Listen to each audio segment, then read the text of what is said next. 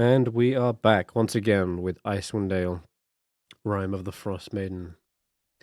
Last session, the party had finished a little expedition into Yithrin, exploring around the Tower of Divination using the telescope from the observatory. They scattered out a great many locations, figured out perhaps where to go next, and there's no sign of Avarice and Kadroth yet, except for their flying gargoyles.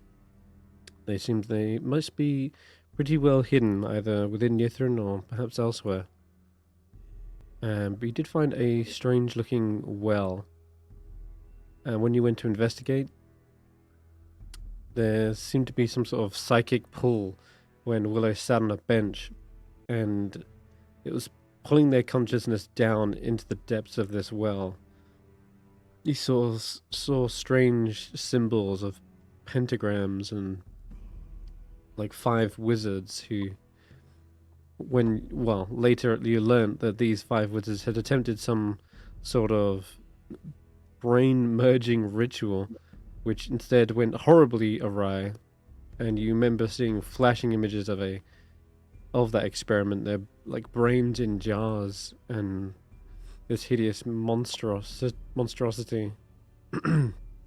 And you came to face said monstrosity when the party jumped down the hole and faced it together. This creature was like a hydra, and except it made this horrible wailing, murmuring noise that almost would drive one mad had you not thankfully polymorphed it for a round, readied your attacks, and hit it hard. And Willow discovered the secret of its weakness, and believe it was Seeker that used a green flame blade to stop the heads regenerating. And once you felled the creature, to make sure that it was truly well and truly dead, you started drilling through the flesh to find its center, whatever kind of core was keeping it alive. And they did. They found the unnamed singularity. It's some sort of last remaining echo of this immortal creature.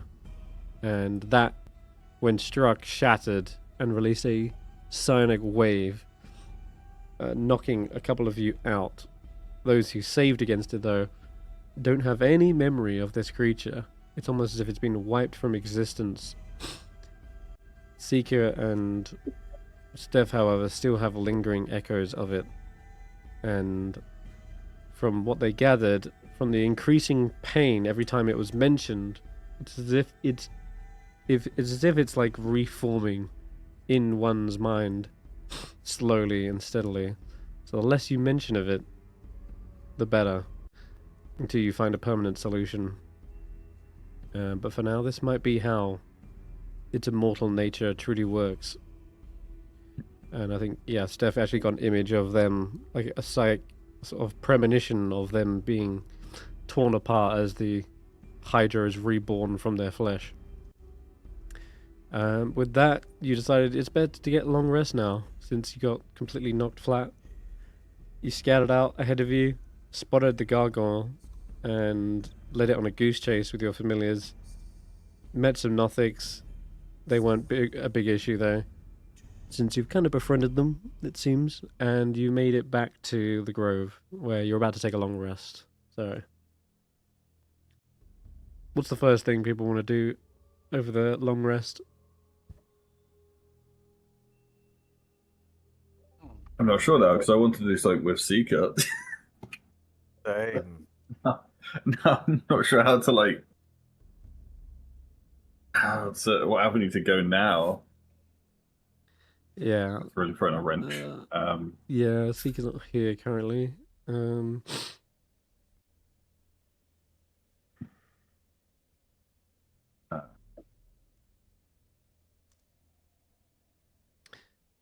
It's a good time to kind of have a bit of slowing down after the chaos that we've had.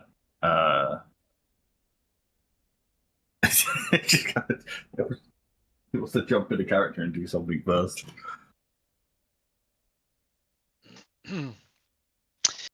If I remember correctly, Senrith, that we had agreed that Roland would spend a bit of time with this long rest casting Find Familiar Yes. for the first time, and rather than summoning another little creature onto our entourage, it would in fact just, in a sense, sanctify Professor Scant and adopt him as. So I'll take off some of the thing, but I think when Roland does it, it's not so much a finding a familiar, it's more of a ceremonial blessing of this object, this little construct, and setting it apart for dedicating it to the work of Lathander. So kind of reflavouring it, the Find Familiar, more as that spell ceremony. Yeah, absolutely you can. Do you like put some holy water on them, or polish them with holy water or something? Yeah, something like that. There would be a laying on of hands, reading some incantation or recitations, supplications from his prayer book. Perhaps even addressing Professor Scant. So you'd say, and as part of your being drawn into the service of a Knight of the Morning Lord, Professor, I ask you, do you promise and take an oath to be honest and forthright at all times? Oh, yes, of course. I'm always honest. It's all about cold, hard facts for me. Wonderful. Truth telling, you'll see from me and always watch me. Of course, you'll learn a great deal about what it means to serve the Morning Lord if you do that. And that's about all we can ask of you just now. I won't be teaching you how to joust or use a sword and shield because you don't have any arms. It might be a little bit difficult. So your role is somewhat ceremonial and advisory, and perhaps will even use you as an ambassador of the church one day once you've had a little bit of practice at this. I can hold important recitals and rituals. I can recount teachings. I can perform ceremonies, verbal ones. Very good. And your first, I will charge you with your first activity, which is to have all of these prayers memorized by breakfast. And if you've not got that done, I'll have you cleaning out the latrines for a month. Okay? Off you go, young man. You holding out like the prayer book of the Morning Lord. Yeah. Say, and you can read them. Starting us off with the easy tasks. They scan the page and they use their mage hand to flip the next page already, and their reading speed is commendable. Yeah. When he uses his mage hand, does he put himself on a table or something? The hand usually carries him around. Yeah, yes. He can rest it on the book or just next to it, as long as he's got some eyesight on it. He could just put himself down on a rock, the book just below it, so he's looking down at the page. And the mage hand is doing that thing that David Bowie does, circulating him round with the drift glow. So I anoint thee a new ball of the Morning Lord. May you continue to reflect his glory in the morning as well as the night. Very good. I shall be like another celestial body orbiting the sun,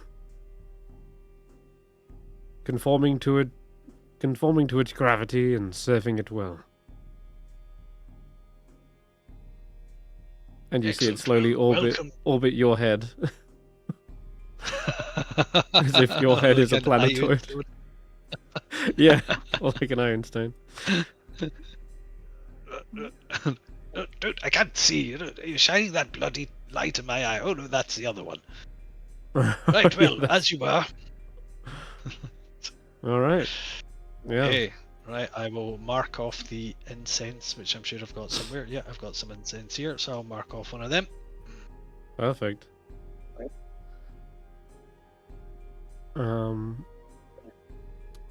Which is just as well, since Vlyn seems to be getting all the information she needs from these Nothics now, who, whilst Professor Skent is a excellent archive of all things Yithrin, actually speaking to the wizards who once lived there is an even better sort of source of information. Excellent. Now, I was originally planning to use a bat as the familiar stat block. Will we change his stat block to reflect that, or will we just leave him as he is? Well, he can still fly, so that's not an issue.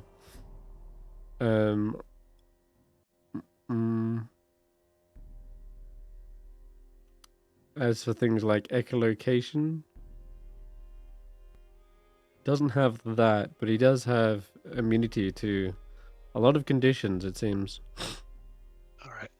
Which is okay. useful. Well, let's just keep him as he is then. Yeah. Yeah. And if you could sign his token to me. Oh right, yes, of course. That's part of the sanctification. We need to give you permissions on it. Let me check here. Okay. Cool. Got it. Nice. All right.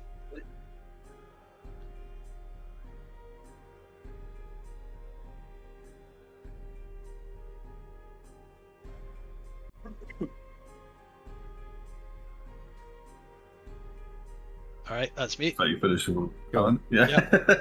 Also, ignore the fact that it's CR13. That's hilarious. It's only got that because because it needs the well, it's not that. It's the fact that it needs the bonuses to do the skills that it's proficient with. All right. But I suppose you could add proficiency in religion by the end of this. At least specifically your religion. Ah, excellent. All right. What else is the next? Oh, that's right. I think I've got an idea of what I can do about Seeker. Okay. I feel awkward for some reason. So I think I'd come back to the grove of everyone. It would kind of get here, and I'd settle down to like the bit where I would have been resting. But instead of sitting down, I think I'd stop where I would, and I'd kind of just take a breath, and I'd look around, and you'd see me kind of, if anyone was paying attention, you'd see me kind of one by one, kind of looking around at different people, Faith, Hathawin, Valen, Seeker, just kind of taking a second, like I'm trying to make a decision, and then like I've kind of just felt either frustrated or given up, and just kind of like I'm not sure. Everyone apart from Roland, Tracker, and Stef, pretty much everyone else I've taken some time to think, and I think I would like to, after just looking lost for a while, just kind of disappear for half an hour. Kind of down towards the bridge. Oh, okay. And like I've just gone off to do something because I'm so just lost in my head. The rubbing one out. Please don't. I'm trying to like be a bit serious here. Okay, and then everyone else, probably Faith, is looking a little concerned, like, should we follow him, make sure he's okay, make sure he's safe?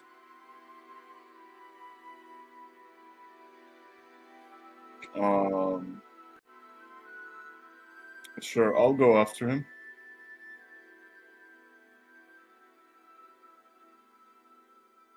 If he wants to, like, You can probably catch him before he gets I to the think- bridge. I think what they'll find when they catch up to me is my footsteps go down the cave, and at some point I've clearly wild shaped, probably into something small as you don't see any more tracks. But I will return in like half an hour, so just to be clear, are you okay with me seeing what you do down there, or do you actually just want to have this? Well, there's clear indication that I've wild shaped after walking away. I just don't know if you're quick enough to see me wild shape, or if you're just going to see the tracks. But either way, you'd be able to know. Okay. But I'm only going to be gone for about half an hour. Okay. I mean, is it fine with you if I send Chibbles after you? Just to have a look? I don't know. How do we decide if he was able to keep up? Yeah, or not? so roll a stealth check, Willow. With Yeah, whatever new form that's you're what in. I'm asking. Are you like If it's willingly like or unwillingly? if it's something small, then I guess it'll be probably with advantage since you'll very much blend in with the ice and the white. Yeah, it's small enough that you don't see tracks, so you could probably guess Yeah. spider, because that's the only thing you see me that'd be small enough. Okay, perfect. And then Chibbles can roll a perception check. It's gonna be a difficult roll. Where is my Chibbles? Characters Chibbles. Let's do perception.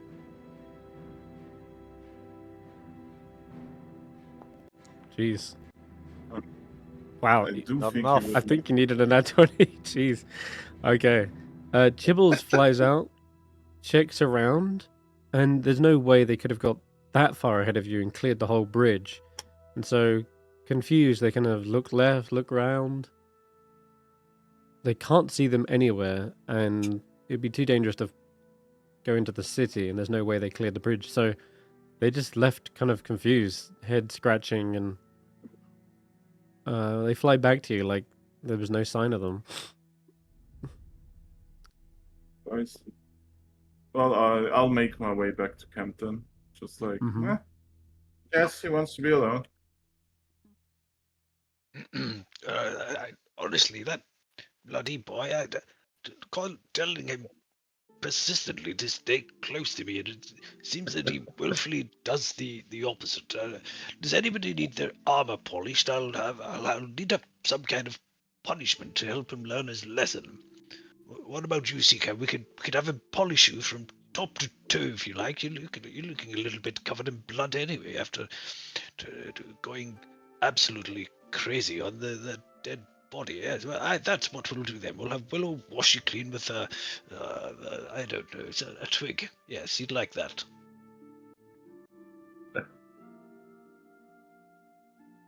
Maybe he just Does wants to anything- be alone for some time. Being talked to the entire time can be suffocating for people.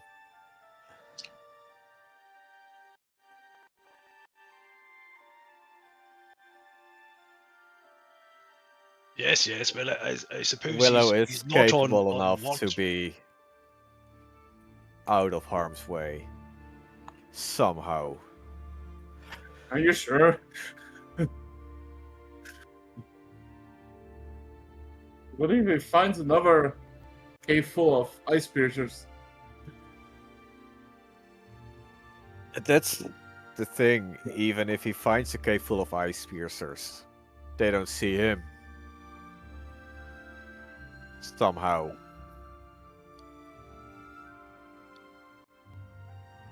Yes, and if you remember last time, it was a very good thing he did find them, or they could have attacked us in our flank. It was very, very thoughtful and with great foresight that he wandered into that room and was able to alert us to their presence. A tactical genius, I'd say. Yeah, that's what you want to call it. Tactical genius, yeah. Not that he just sprung the trap for us. Snob Yes, says. no, absolutely not. He's been watching me, of course, mindful of my strategic awareness on the battlefield. You see.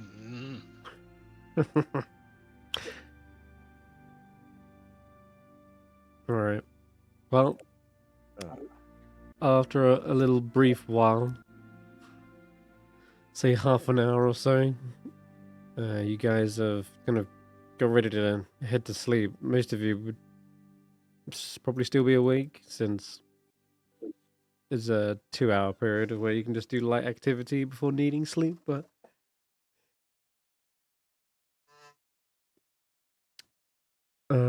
so is there anything else? Anything else anyone wants to No, do? I think oh, Willow. Oh, okay. Jose, go ahead. Faith, I believe there is this other trick with ice you've learned on the Elf Solstice. Could you try to teach that to me, so I don't have to fully unleash Oral's wrath? What kind of trick is that? I'm referring to the spell Frost Fingers. Yeah, that was one I've never heard of before until I opened up the Codicil of the White.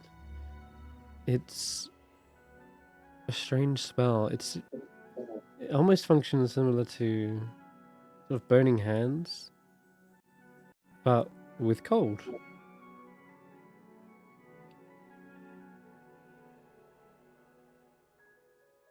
Not really a divine spell, I would say, but I guess me being a cleric of Oral, I guess there were some exceptions there.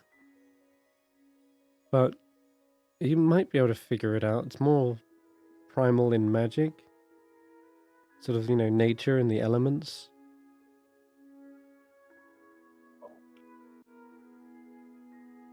I'll flick to the page since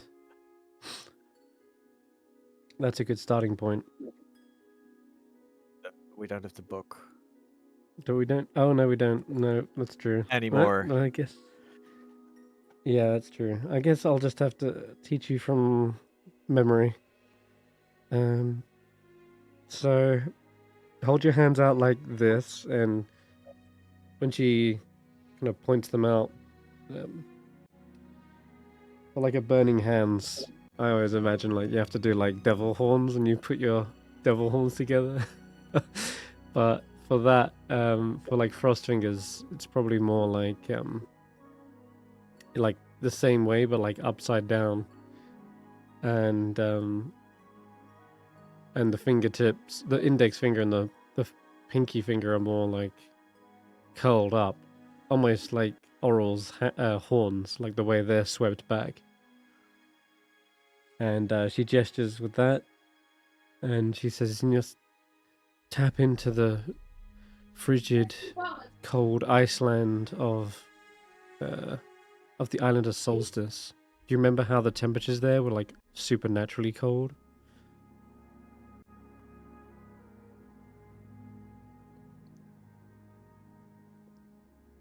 That sounds familiar. It's been a while since I felt cold. Mm-hmm. Well, do you remember the ice statues there? The garden? Yeah, Or the Or- broken statues? broken statues, yeah. That sounds... yes. Picture yourself as one of these broken statues. You're in a cold landscape that's unforgiving. You don't picture yourself almost incomplete. Picture yourself perhaps fallen from grace. That's how I imagine Oral, since she's fallen from her divine realm. her divine realm was broken, shattered. Tapping into that will hopefully connect you to her power.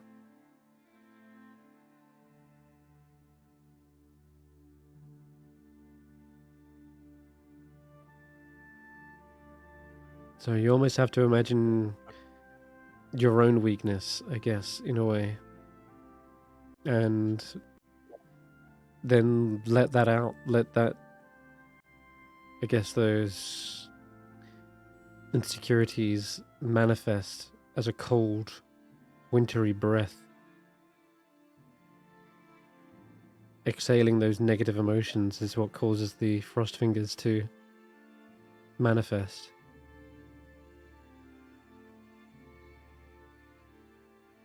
My own weaknesses, negative emotions.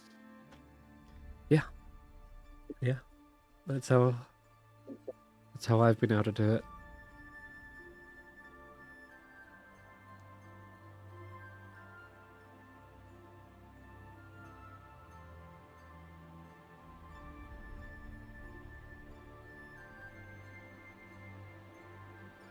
So what comes to mind when Tracker tries to summon this?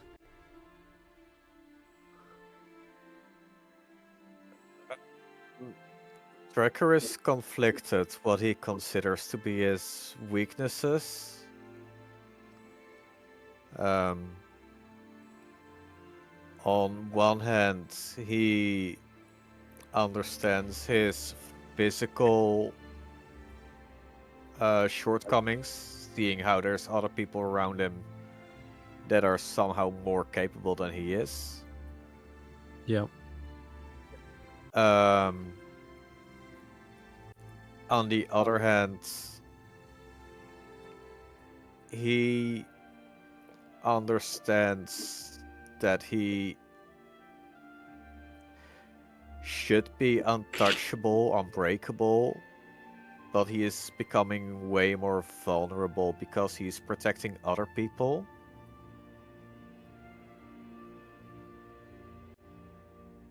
And at this moment, he might see that as his greatest weakness.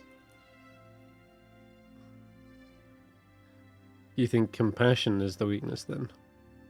Since you're protecting others out of compassion? And that's what could cause you to get into danger. Interesting. Okay, I like that. Not really to get into danger, but rather makes him way more vulnerable than he should be. Because if he doesn't have to protect people, Yeah. if he can be alone, it would be so much easier to avoid the actual dangers. Mm. And then I guess now, because he is with a group that he needs to protect, he is way more vulnerable than he ever has been. Yeah. Yeah, and that lonely life, that one of a sort of a lone wolf, is one you've lived, or tried to live, and that was before you met these guys. You're wandering the tundra, kind of clueless with direction, not knowing how to fix or solve problems on your own, or just even having the strength to do it alone, is what compelled you to join the group in the first place. And so you know that no man is an island. You need to rely on others, and in turn, they need protection as well. So it's like almost in a weird way, maybe your greatest weakness, but also your greatest strength in acknowledging that that is the weakness, and thus joining a team in order to overcome your obstacles. Yeah, and in order to overcome my obstacles, I've become actually more vulnerable. He isn't sure how he feels about that yet. All right.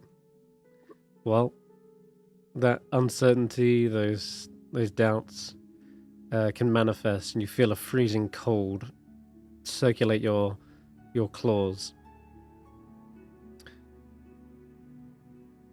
And with the proper somatic components that Faith showed you, you can like aim your hands out in a cone-like fashion, and they release a frigid, blisteringly cold cone of frost fingers. If you have a spell slot, I guess you can expend it, but it's only a wait, first that's the level. wrong one. I have one still, barely. Okay. Sure. Okay, let me add frost fingers to your Here, sheet. just it. Oh, you did it? Oh, okay. Wait a minute. Let's. No, not there, not there. Sorry. Atherwin ducks out of the way. As the freezing cone exhumes. You manage to avoid hitting any trees, but I'll say you do hit a low stone wall. And much like the statue that you're picturing, this broken and shattered thing, you see the stone becomes incredibly brittle. And some of it actually crumbles away. It's definitely this one you want.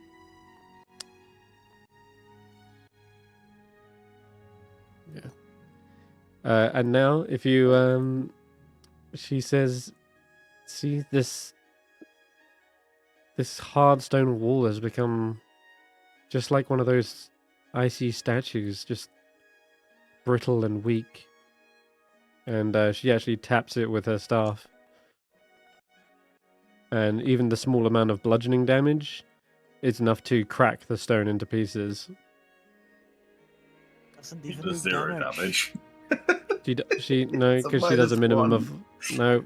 All attacks do a minimum of 1 Oh, fair enough. when you hit, Okay. which gets doubled to 2. It's still a funny roll. Since yeah. Mm. Mm-hmm.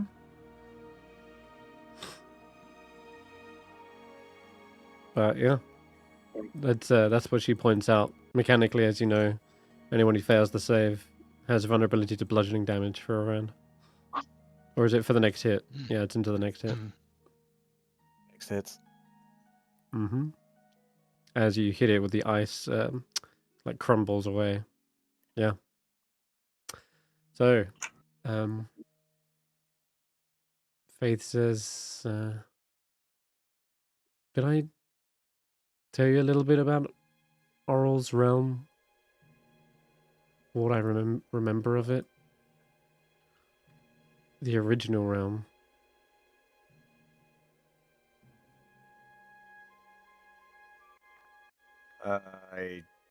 No, you never mentioned that part.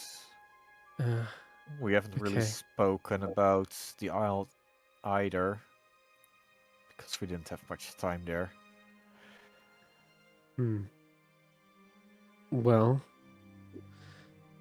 in short, that place that you went to, do you remember the freezing cold that you and Roki endured? Well, I had to endure that as well. Her divine realm was this sort of frozen landscape, right? You were there. When I was there, I kind of had visions and premonitions. There was a lot that happened in that realm, I fear. Scars still lingered there. It was a once beautiful world, not just bitter and cold, but almost like a work of art. She had adorned it with icy statues and all forms of beauty. But when the gods betrayed her, the other gods of fury, Umberly, Malar, and Typhon, they they destroyed that realm. It became a shattered and broken realm.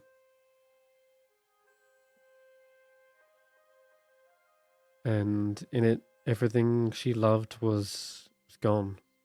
She had no reason to want to stay there. So she left. Came to this realm.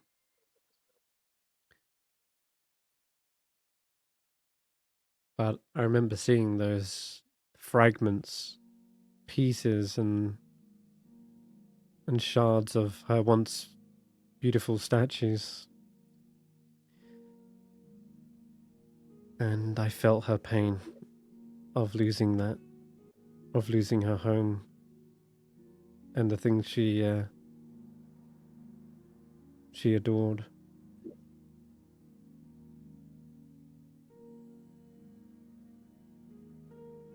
I felt like a connection to them. Not that I'm a frozen wondering statue, but I'm not sure. what is stopping people from rebuilding her original garden. Hmm. Doesn't Probably have the to be pain identical. and... No, that's what's but... stopping her. What's stopping Oh. other people? The not knowing, not caring. Not knowing, I think, is a big component of it. But maybe also there is the threat of the gods still destroying it. The others would perhaps do the same they did before. That's a risk. We would need to find a way to protect it as well.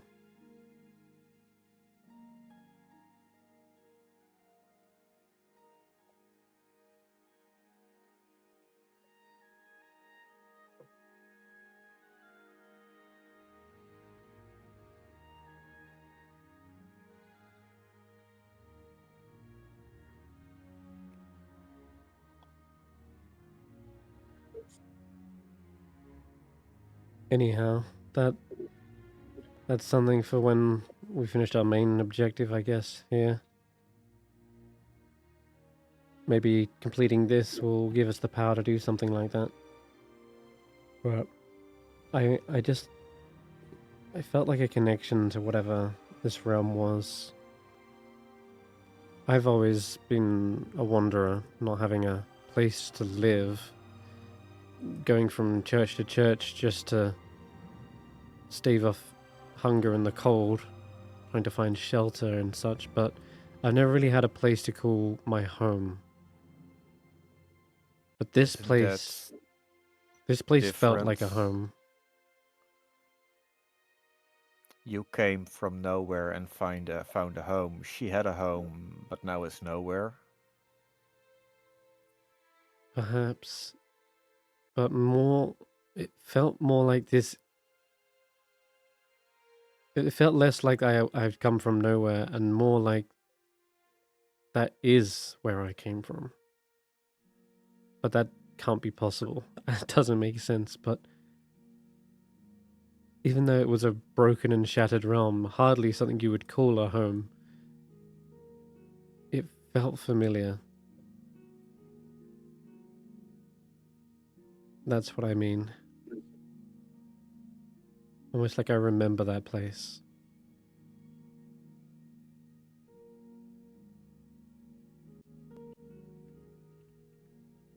Well, let's see if what we can do when we're ready here. There's only so much we can do Mm-hmm. currently. All right. You should get something to eat.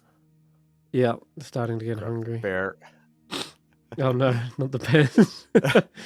Sure. I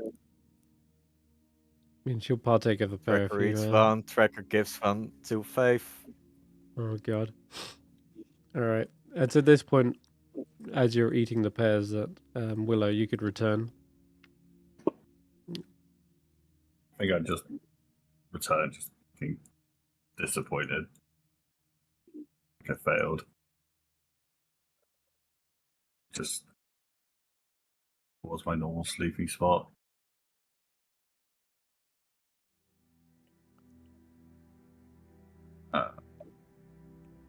Just kind of looking down, not Getting looking at busy. anyone. Let's see if anything happens or if I just left to go to sleep. Oh, Willow, you need something to eat before you go to sleep. I think there's plenty of food. Grabs a the pairs, pear, don't we? throws it to Willow.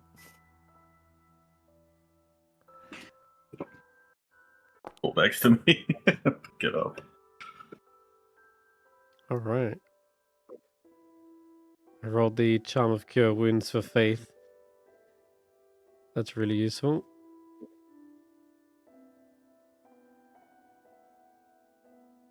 And Tracker, do you want to roll a charm as well? You also got a Charm of Cure Wounds. Tracker. Must have picked from the same tree. It was from the same tree. I think Roland would not like sharply reprimand Willow, but I think he would say something like, "Well, Willow, because you weren't currently taking turn to take watch, your little wander there does not constitute a dereliction of duty. I've decided, therefore, not to punish you for wandering off without proper permission from your ranking officer. But I would like to know, however, this is more for concern for you, of course. Aren't you all right? And where did you get to over these past few moments? The rest of us have been rather busy tending to camp, and you just wandered off."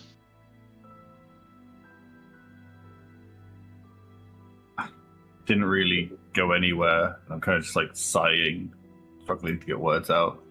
I know my microphone isn't picking up the side. I was worried, and coming to the end of the day, thinking about the his name, the Awakened Penguin, and I went to the bridge, and I thought I could be stealthy, and then I didn't go. I just stared at the city and thought about him, and I realized it doesn't matter how much I care and want to help. It doesn't matter how much I'm worried that what if I had turned out like him, because I can't do a damn thing about it. I'm a joke. I'm here masquerading. I know everyone knows. I'm not real. It can just go away. I didn't even know if it could go away, if it could be taken away. And any of you guys here, if you wanted to take that guy on who's holding him hostage, you could do something. But me, because of how angry I got, there's not a thing I could do.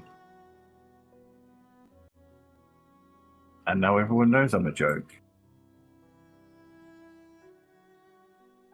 Wait, who are you talking about? The demon?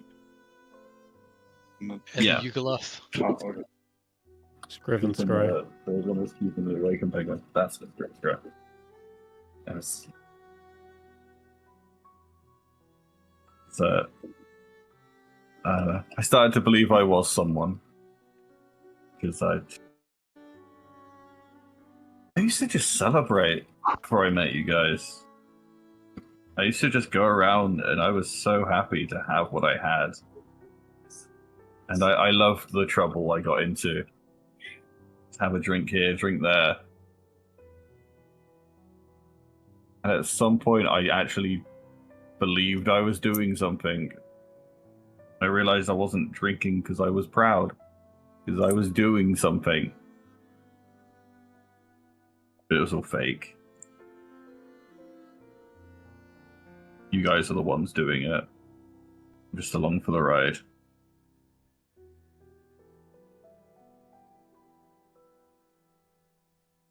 I try not to wander off. Maybe we should sleep.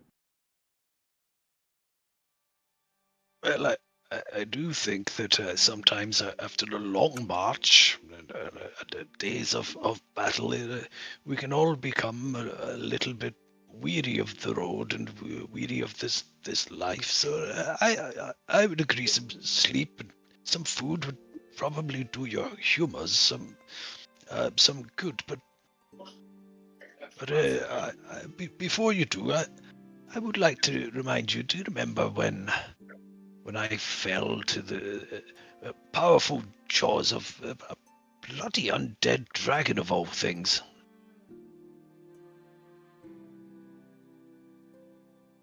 Yes, you were there, I think. Yes. Yeah. And as I stood, perhaps I haven't told you this, but there was a moment when I stood at the very gates of the halls of the Morning Lord, and his serfs bid me enter, and I could have wandered in and finally got to put my feet up and eat some buttery bread and warm beer or something. But instead, I was drawn back to this realm, this place, not by some grand mission given by the gods, but by the voices of the people in this group, and yours almost amongst them all. Don't doubt the power and influence you have on this world. Just look around you and see all the things you've done to draw us together and keep us on our feet. The number of enemies you've laid low or confused with your wiliness and your devious tactics on the field of battle.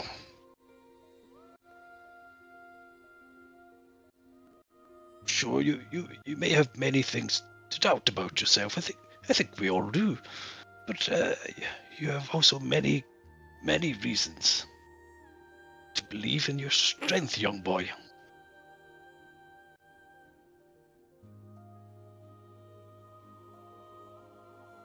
What would you call strength? You took a lich like he was just some goblin. I've seen Stef have no end to his level of exhaustion. He seems like he could keep going far past the point that anyone else could, and I've seen Tracker so strong and the will that nothing could ever defeat. I think you could chop off his limbs and he'd still bite you. Somehow win. Well, you were also there. You're not dead. You're doing pretty well. Most people that came with us are dead, you know? Like, yeah. I Melanie nearly is died still when I wasn't alive. with you guys. And I watched other people die. I mean, a bunch of us nearly died. Roland literally died. Right? You remember that, Roland? Yes, that's right. Principally Willow, I think, called me back into service on this realm. It's entirely okay to feel like this and doubt yourself, but hear your friends say something else as well. You're making a difference, and that's real. Friends? I always just kind of saw the way you guys just were so business. But it was just a common goal. It was powerful people knowing that they were the ones who could do it. Everyone actually friends. Well, I'm quite fond of y'all. You are less annoying than non-wizards usually are. See, high praise indeed. I think he's beginning to recognize that you're the brains of the outfit, Willow. Well, I don't know a lot, but I can keep an eye out pretty well. Was everyone actually friends and they just knew it without saying? I don't know. I Blind. guess you just become friends after long enough of not killing each other. Yes, I think friends and kinship are a strong bond to build a party upon, but I do have to be careful as the ranking officer here and your superiors, not to fraternize too much with the regular infantry, of course. Is Good that a tear professional rolling down your distance. face, Roland? Are you tearing up? No. I've been chopping onions for breakfast. I see. Makes sense. Faith says, absolutely, I consider you guys friends. You've helped me do so much, and I've learned a lot from you guys. And in turn, I was hopefully at least able to pay that back a little bit. Sometime in the Island of Solstice, but also here and now. I didn't want to abandon you guys going in here. I knew it would be dangerous. Aren't you the only person who got chosen by Oral and didn't go insane? Yeah. It's like everyone else we've met that claims to be a follower has gone crazy. I guess I just have a different perspective on things. They're sort of taken one extreme of like perspective of Oral, but I believe there's many facets to her. Willow, when I joined this group, one of the first things I told them, you people are insane, and I'm in need of insane people. It's true. He did. Well, plenty He did of say that. insanity. A brilliant line. No sane I mean- person would be willing to risk their life to get here to do what we're doing now. I mean, you know, So by that logic, guys- no, there is no sane follower of Oral. Well, people told me it would You cost an arm and a leg, but I only lost an eye. What about your I'm arm? sure somehow you'll get a new one. He just looks down and both his arms are missing. No, I'm kidding. Hathawin also says, I may have only known you for a short while, but you have been nothing more than friendly. Nothing less than friendly, even. You've done a great deal of work here in this grove to amend things that should never have been. I'm terrified that I will have to make a promise because I've never made a promise before.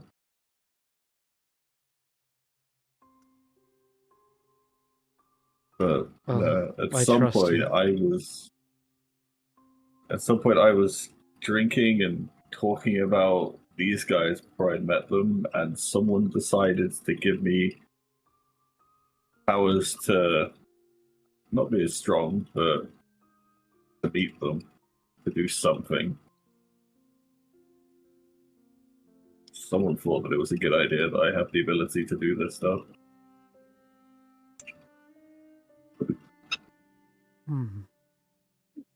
Perhaps they saw in you a courageous and trustworthy soul.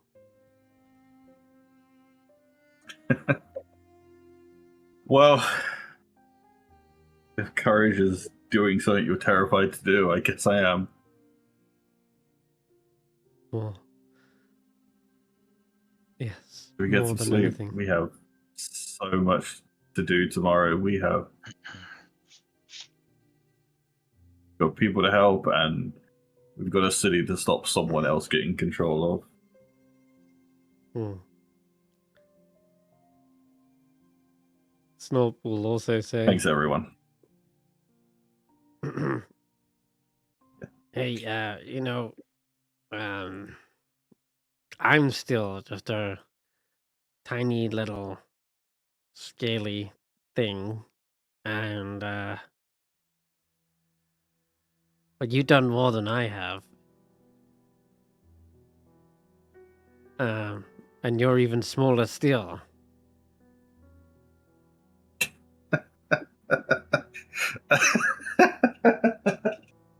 That's actually really funny.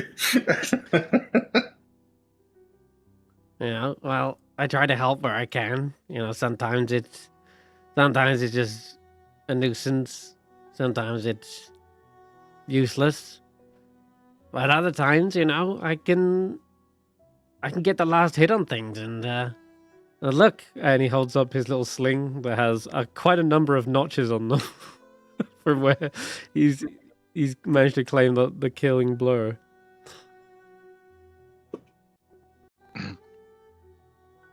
As he's doing that, Roland's like, "Stop, your bloody scorpions got stuck in my beard again. Get it out." Sorry about that. Yeah.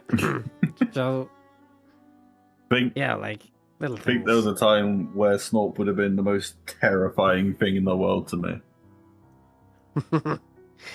Yeah, I would have probably put you in a cage, fed you up, and had a nice rabbit stew. Don't finish that. Don't finish that sentence, Snob. I don't know if that's really going to help. But I'm ready to get some sleep. Oh, okay. All I'm right. sure we're all exhausted. Oh, sure. Okay, then.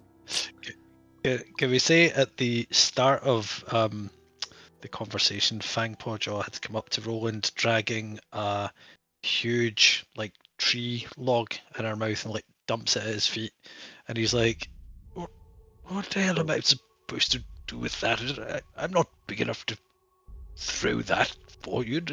And she's looking at this thick, or this huge log, looking at, and then instead she just drags it over, dumps it at Tracker's feet, and looks at him expectantly and happily, wagging her tail.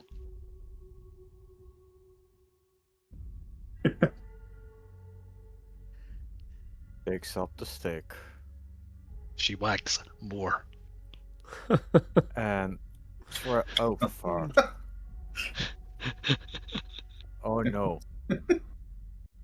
I was going to throw it down that hallway, but I probably shouldn't do that.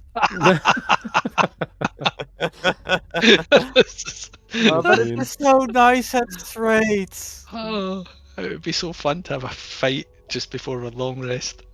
Mm. I'm gonna throw it that direction. Alright, she bolts off after it, and throughout the conversation just keeps on bringing it back up to Tracker, dumping it at his feet.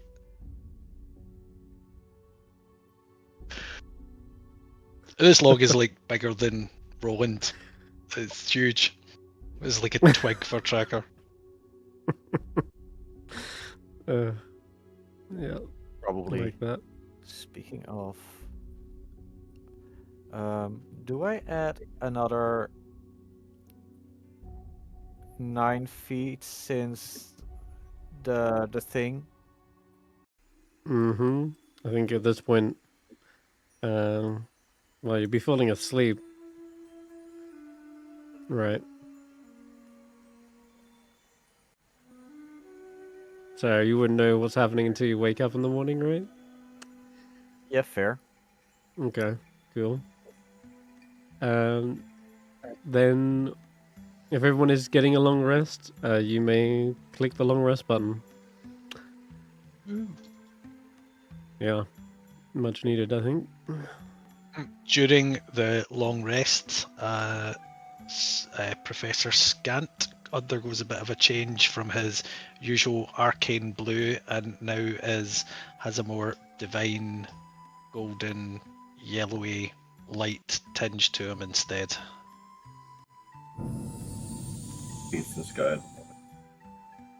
Glowing. Legend.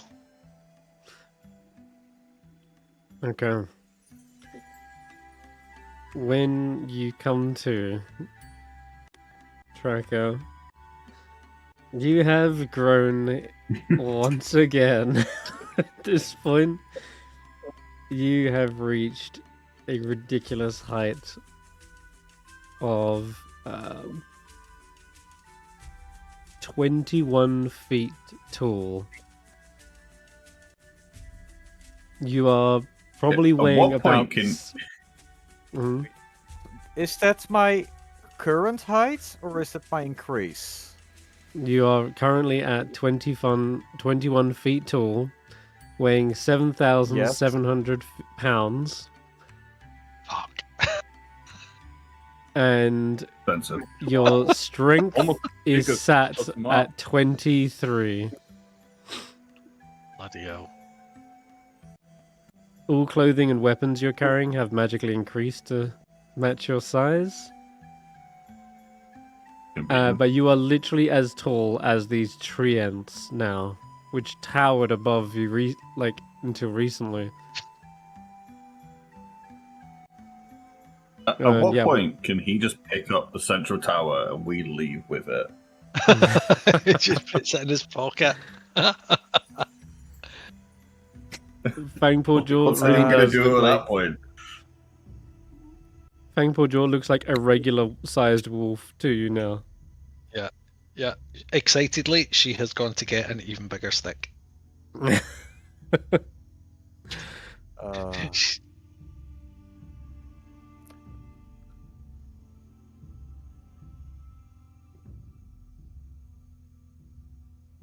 Well, at least I only increased by 1 feet over the last night. And not the full 9 feet that I anticipated. It seems there is a limit to this, but thankfully, otherwise, yeah, quite literally, you would be keep going until, yeah, you would be stuck here. I mean, you kind of are stuck here, to be honest. Those hallways, they're not big enough for a huge creature. The priest could get in there. Who? The trees.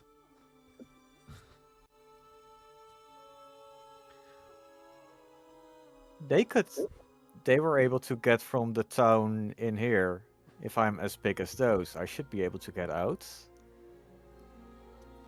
Yeah, I guess. They kind of squeezed a little. That entrance is no way big enough for a huge creature, actually. Look at it. It's mad. It's definitely big enough for a medium. A large could definitely squeeze. A huge is a problem.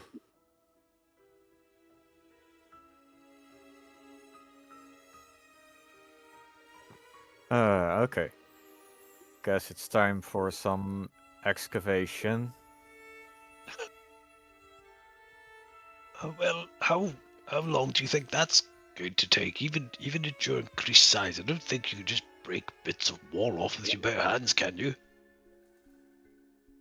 We don't need bare hands. You need tiger hands. I feel like telling Tracker there's a limit to his size. It's like a kid wanting to go Disneyland. You're like, oh, we go to Butland instead. It's a holiday.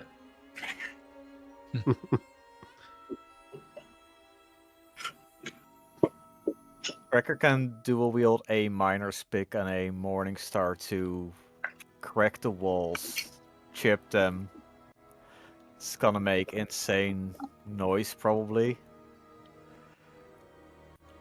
It's gonna be fine.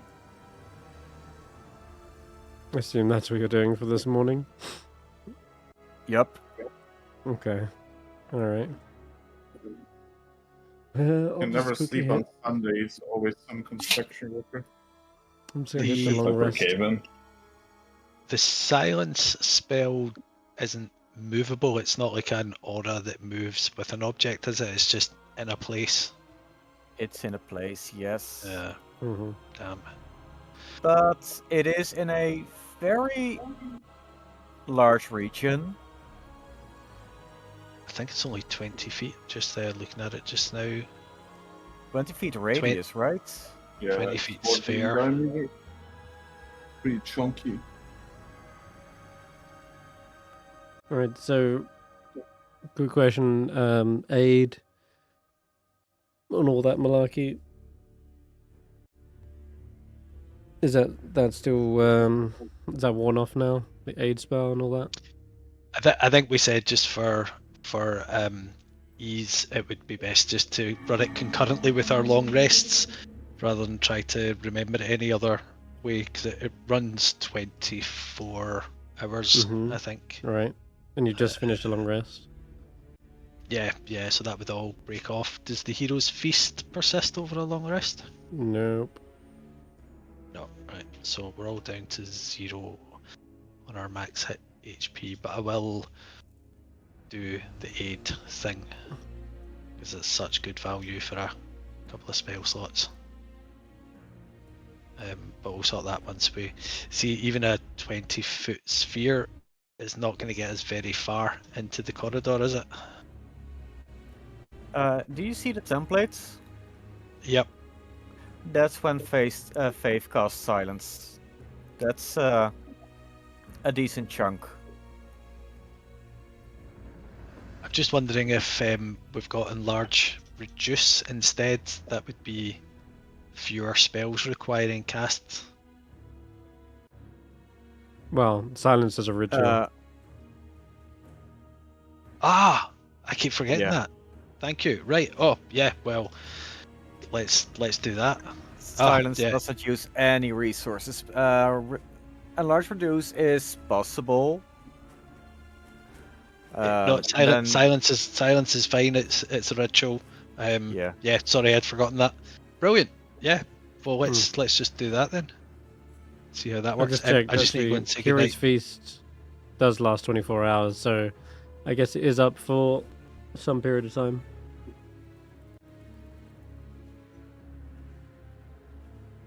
Right.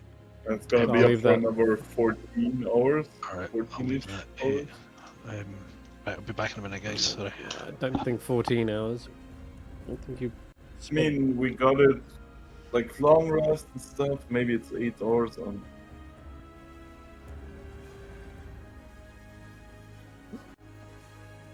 Yeah, because after that you went to Tower of Divination, spent a great time there, went to the well, went to the Arboretum.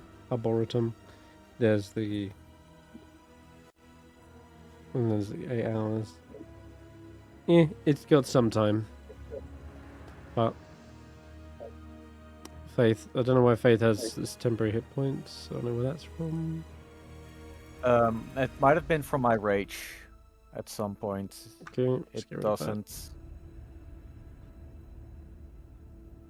remove Zephyr itself. doesn't. Whoa, what's with Zephyr's sheet? Jesus.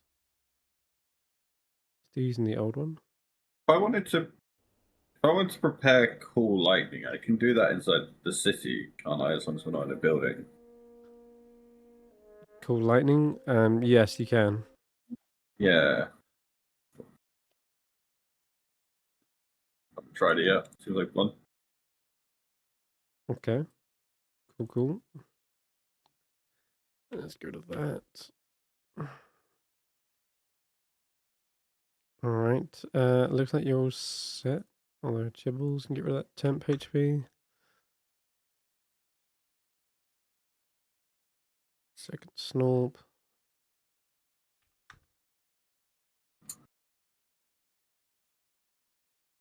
All right, so you'll spend the morning just excavating, clearing a path, so that you can finally get through this area. And it is just ice. Takes you a long while, but you do make it big enough that you can get through it. Casting silence along the way as well. This probably eats up the first like 2 hours of the morning.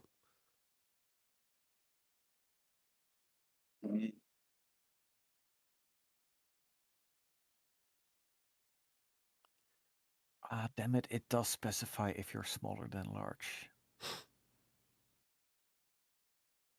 Well, I might as well eat a pear in the morning. What happens Okay, when I eat go a ahead. pear? What's have Is you it eaten a pear before, 20? Willow? Yeah.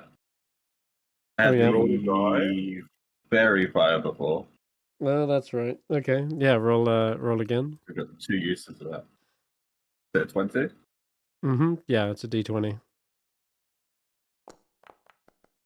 4. The Full. 4 is good, decent. Wait, A is that full fair will fire? net you the charm of vicious mockery. Oh god!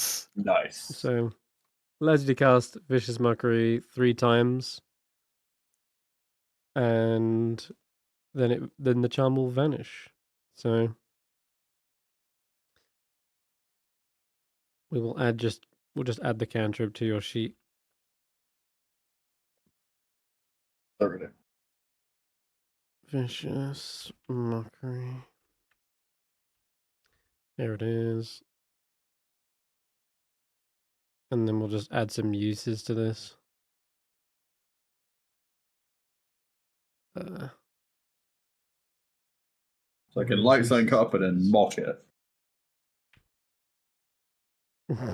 Yeah, something like that. There we go. Vicious mockery 3. You got that on your sheet now. Thank you. Okay, let's decide where we're going next. Hello, I'm back. Towers are left.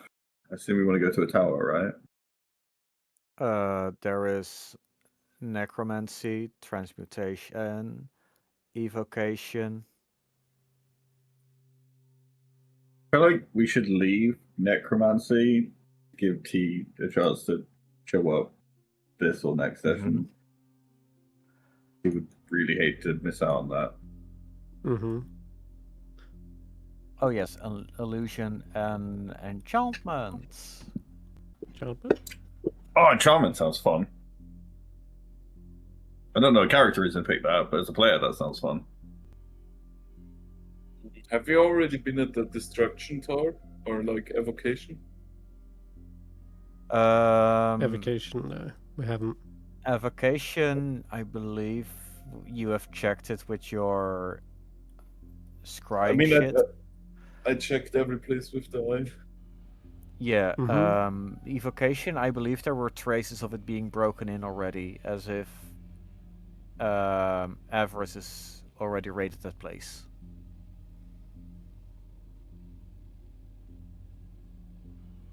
We could get there, sure. Right, I am going to cast Aid. I mean, if we want to catch them, then we should probably go to one that's like next to it, maybe. Good luck doing it on this map. But I'll wait until we get onto the other one. So my vote's enchantment, so we can just like let everyone pick what they vote for and then go for the chosen one. Thanks. Okay, do it on this one. All right. 1, 2, 3. Okay, 8. Was there any other buffing spells that you guys needed to do, or I think it's just Roland?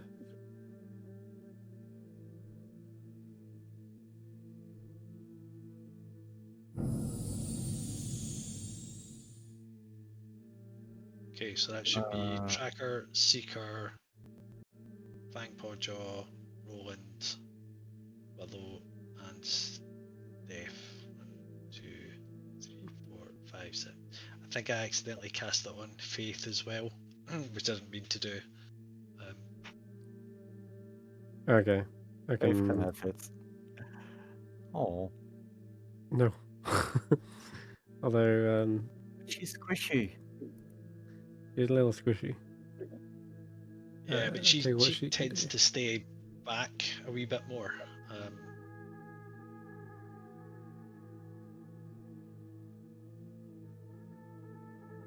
I'll tell you what you can do is you can boost Faith's HP.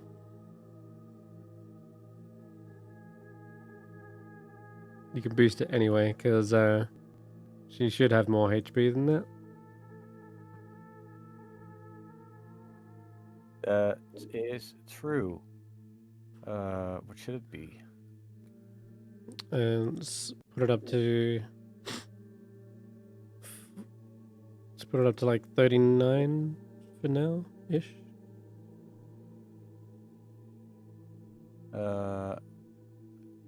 30. My God.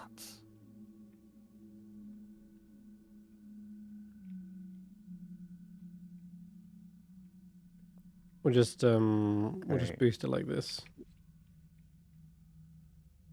Oh, we can just do an override. That'll work. There we go. I just changed it manually.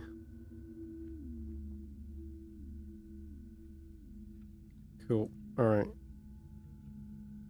Looking a lot healthier now.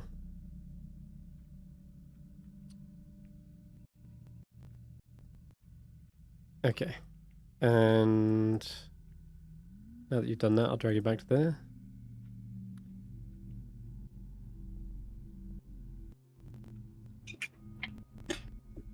All right, Seems to so have 6 temporary hit points from somewhere. get rid of those. Okay. All right, you're all well rested, all ready to go. And where do you want to head? There's up. I think you've got all the towers mapped, like except for Necromancer. You don't know where that is. You didn't locate that. So I mean, I'm gonna say the coolest one, just because it's probably the most unusual one, would be the Chronomancy obelisk.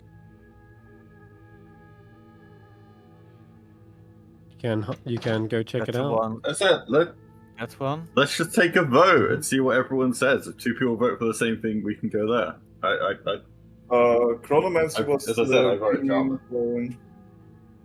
Mhm. Chronomancy Alright. was the green glowing one. I just feel like that's the most unusual one, and I think if it's unusual, it's most likely that somebody else would also check it out by virtue of.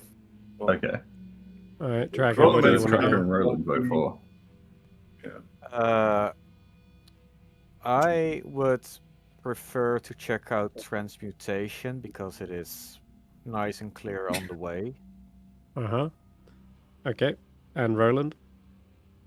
Physically closest one to us would be my Transmutation. Roland's. I think that would be. That's so really a bit like roll a d4 if he picked a different one. Imagine. Okay, no, transmutation is definitely the closest, the ones of which you have not done. So we'll go with that, I guess. And we knew it was closed off. There were no doors, That has been which the case. gives us the highest chance of We have it to being not cleared out yet. Yeah. You just have to transmute the wall into a door. Yes, by applying X. Now, Yeah. It's cooking transmutation. all right, you arrive at a 4-sided tower standing before you with an orange brown symbol glowing from the outward face of its spire. Hairline cracks creep up its walls, and nearly 20 feet up, a large chunk is missing from the outer wall, creating a hole into the tower. No main entrance is visible in the tower's base. You recognize this symbol as transmutation, and Professor Skent speaks up and says, I believe this would have been high transmuter metaltra. But how do you say this name? Metaltra. Yeah, that's the one. Goodness. That threw me for a loop. High Transmuter Metaldra is the one in charge. The only one who could really, through discipline, master the arts of this type of magic.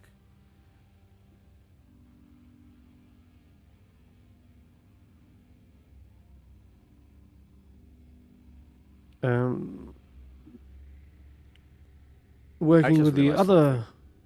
Oh, yes?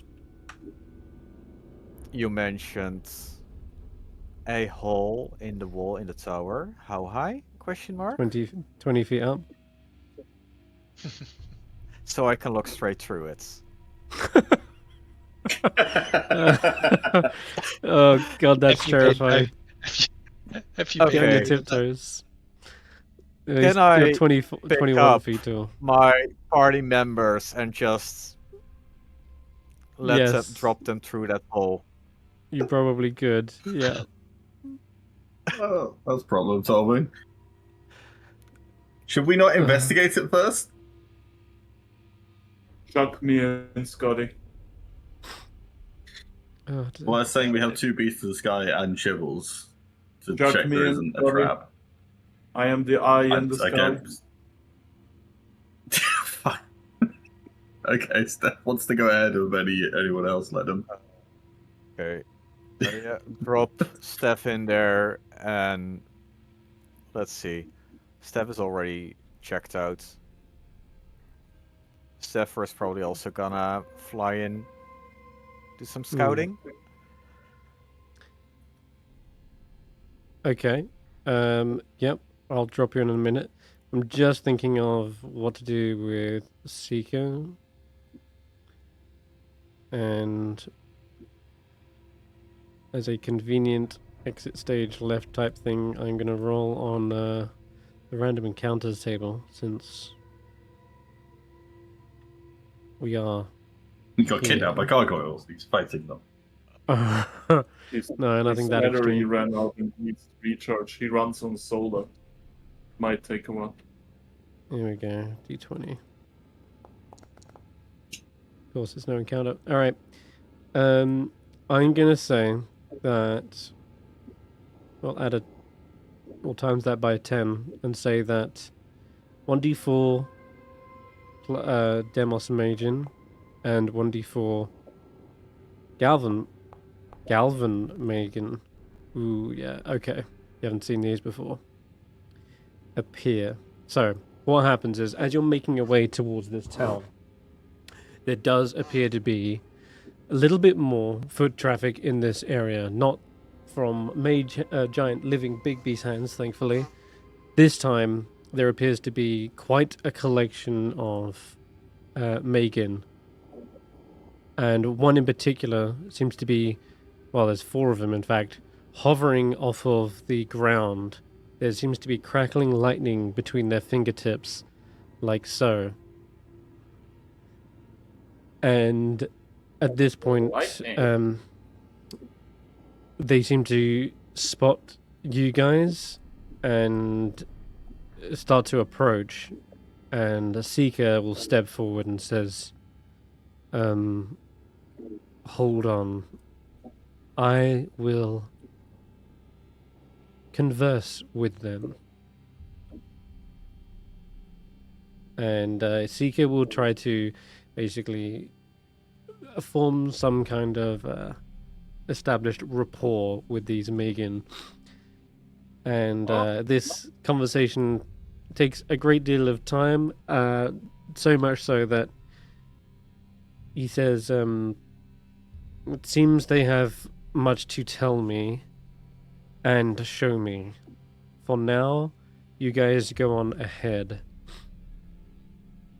I need to help them assess the damages on certain structural integrities. And they are going to basically deal with these Magen in the meantime. And there's a good reason, he says there's a good reason why there are Magen surrounding this tower. According to them, this is where they are created. And as such, that's what Seeker will be doing. He'll be talking with these Magen for the time being. And also staving off any conflicts with them. Explaining that, trying to explain that you guys are here to help and that you're not going to just blow up the tower or cause more problems. Okay, so one by one you can be picked up and placed inside the tower if you wish.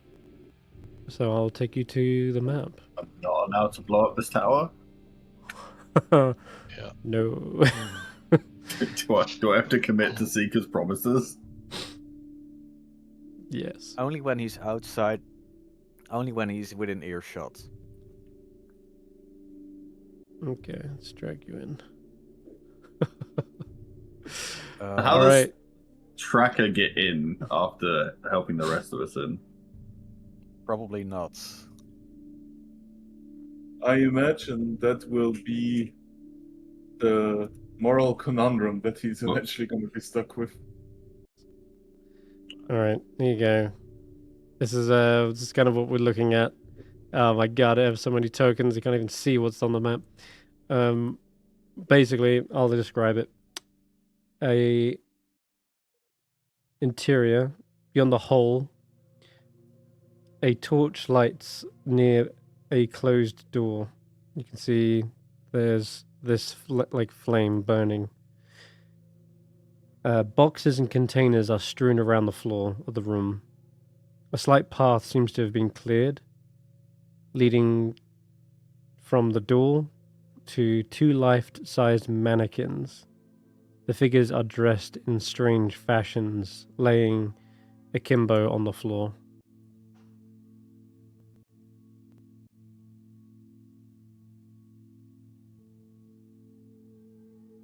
So you can sort of see them right here.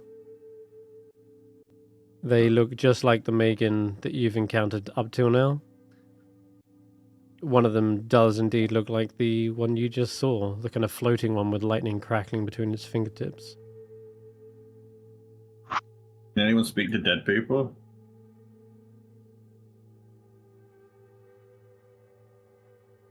I believe Valin do- used to be able to. Used to? Oh. Not that these are in fact people. They are constructs, much like myself. Very much able to talk, but with no real living soul. Are you able to assess the current state? Are they just inactive, or are they damaged, kind of deactivated permanently? Or can you tell? It's a good question. Normally these have been dispersed in smoke and fire when they have been vanquished.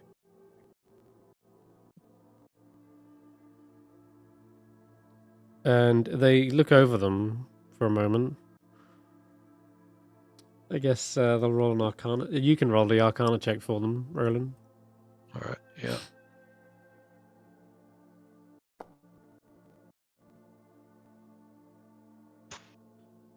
These do not look to be damaged.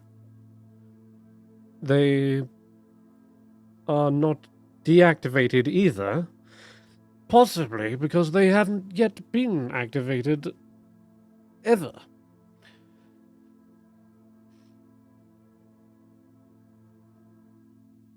They are mannequins used as part of the spell to create them.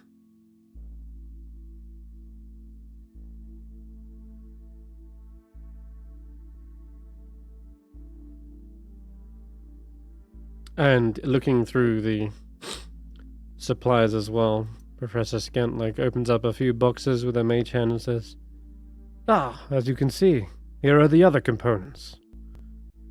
Clay, ash, and mandrake root.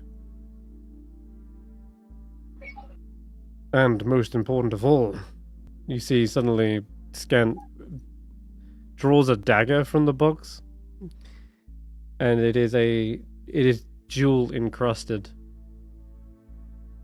Must be at least 1,000 gold's worth of gems on this thing. This is the material component for a create homunculus spell. Wait, are any of those diamonds that can be used for a revivify? No. Damn.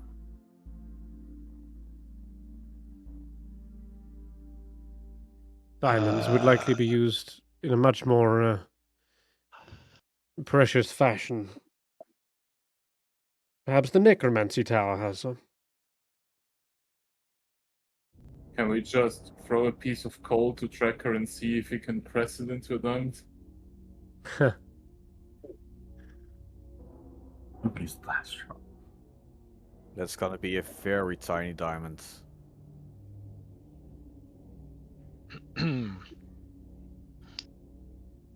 I am going to ask Professor Scant to try the door. Certainly. They hover over, and yeah, they, with the mage hand, open up the door. Oh, well, It that appears was to be easy. unlocked. I thought that was going to be far more difficult, to be honest. I had visions of us trying to puzzle out how to get these mannequins up, walking about, and the trouble that would have caused us. And do you remember that time we were stuck in the downstairs lavatory of the tower, and Snorp kept eating all the food, and I was with a group of young adventurers. You may know them. I've heard of them. But anyway, we kept on having to speak to these tiny little animals that kept switching every couple of minutes, you see. Eventually, Oh, a dead body! I think...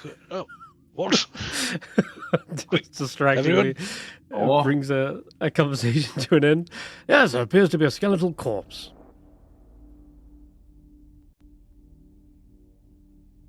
Does this tell us anything? It lies broken in the floor, on the floor in the hallway, and it's well, could be high transmuter Meteldra.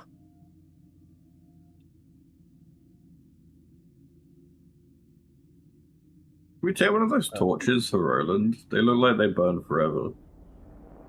Well, they lit up forever. That's quite all right. I can see now because of the balls of the Morning Lord. That's true. He does always have a continual light now.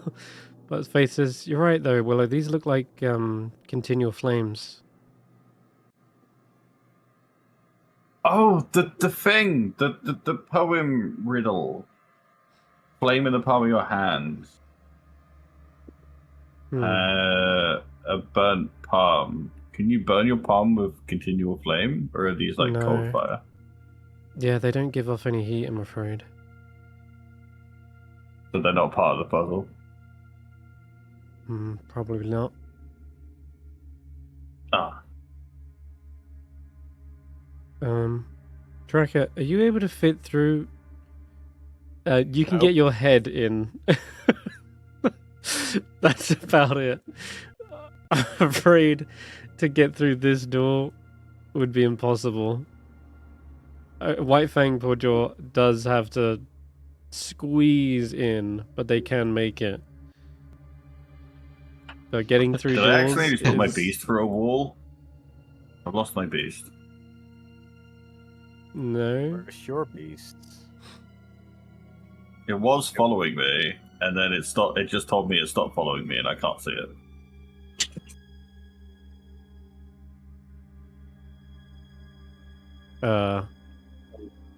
Where is it? I'm gonna try and find it. No, I don't know. I have no idea. Not in actually. it's not in this room, is it?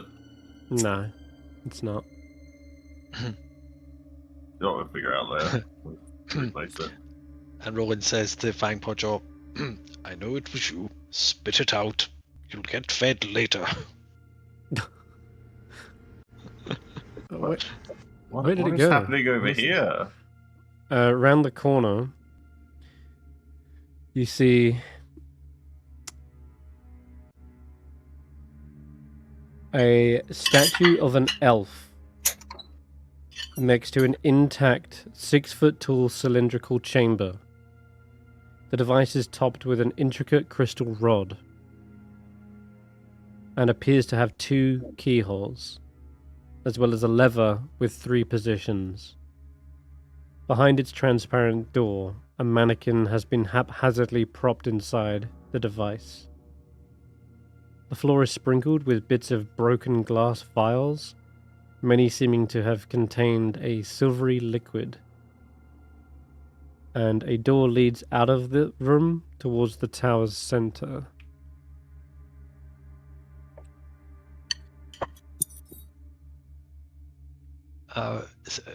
Stef, I wonder if you could wander around here and have a look at this liquid. See if you can identify it for us, will you? Sure, I'll go up to the liquid. Next Okay. door. Give me an Arcana check. And I'll have a sippy. It's just Skyrim. Oh, yeah. Investigation, actually. Not an Arcana, an investigation check. No constitution check, that's good. Not yet. You said you sipped it, That's not when swallowed it. baby. Okay. It's a deadly neurotoxin that will kill you in 2 minutes. Yes, This- this is clearly beer piss. Bear piss. Well, I can at least. I'm happy to inform you, it is not mercury, and so you don't die. But it is quicksilver, which is probably not a good thing to swallow. But yeah, you can taste the what is silvery difference metal. between Quicksilver is mercury. Is it? I thought it was Yes, silver. it is. No, Quicksilver is mercury. It looks Quicksilver like is silver. mercury. It's the same thing. Fuck. Well, I was How also much has he confused drank? at first. never mind. Fuck you. Give me a con save. For some reason, I thought it was silver, but it's funny that they call an element quicksilver when it's a totally different element. When silver is another element, that's like calling oxygen quick carbon dioxide. Yeah. That will be 16 plus 4 if Okay. I'm in his aura. Sadly, you're not. Apparently a small sip isn't the worst. Your body can probably handle it. It's inhaling it that's incredibly dangerous. In Are you kidding? a small amount. I thought mercury I'll- even I'll- touching thank your you for skin that. is like deadly because it can seep through your pores and Deadly. poison you. It's not good for your kidneys, but it's not deadly. The Yeah, problem very. with mercury, your body Yeah. will try to get rid of it, but as soon as it crosses the blood-brain barrier, then it's trapped in your brain, and that's when it becomes an issue. Got it. Well, yeah, that's either high doses or repeated exposure because Yeah. you just don't absorb it very well. But if you Well, inhale okay. it skips that part. Yeah. Let's hope we didn't breathe it in. No, what I imagine you tapped it to your tongue and you're tasting it. If you identify it first, you don't have to swallow this stuff. You can spit it out, but you know that this is poisonous. Well, I'm swallowing it. You Oh, know okay. that it's poisonous. So you're basically saying, I would like to stuff a dagger in my chest. I mean, did I make the con save?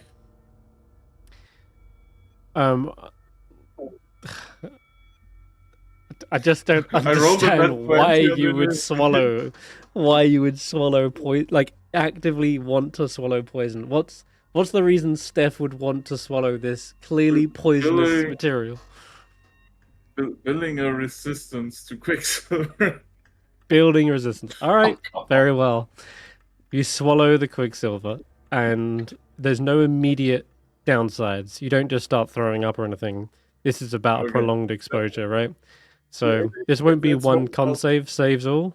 This will be a series of con saves over the next series of long rests. We're like, okay, let's be clear here. I said I'm gonna take a sippy, so I'm taking a sippy, right? Yeah, that That's could where mean I'm at. tasting. That doesn't necessarily mean like swallow, but yeah, I'll say that you swallow it. It's in your system now. The mercury won't take immediate effects, of course. This is a prolonged thing, but there is mercury should we in your bring some sitting with in your us so you stomach. can sip on it later?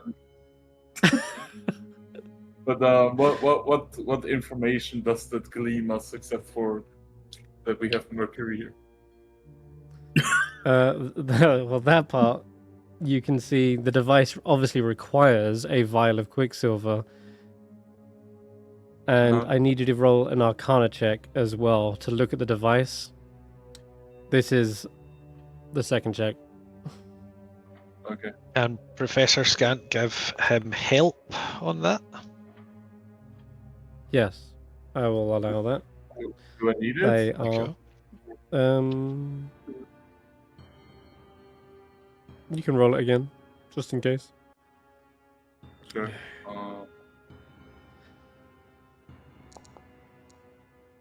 Okay, so you definitely 17. All right.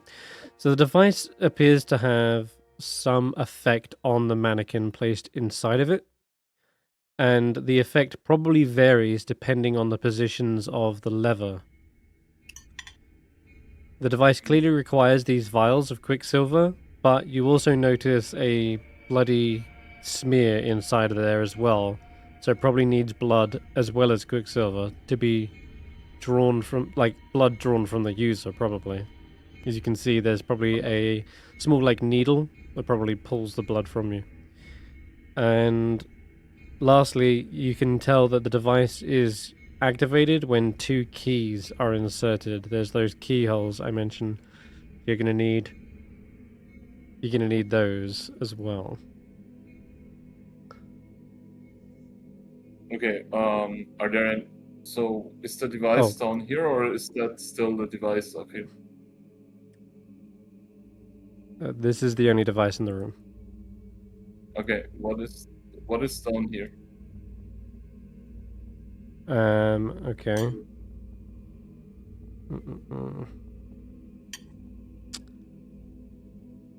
These look to be vials of quicksilver that have been shattered.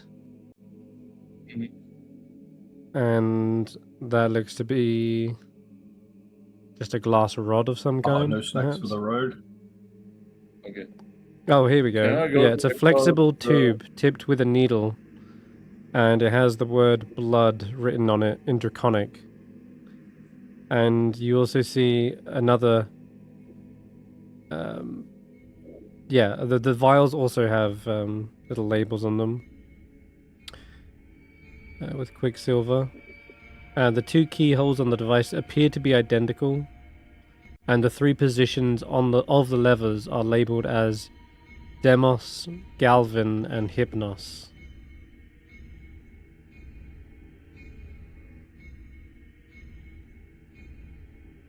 You can read all of those because they're in Draconic. Yeah.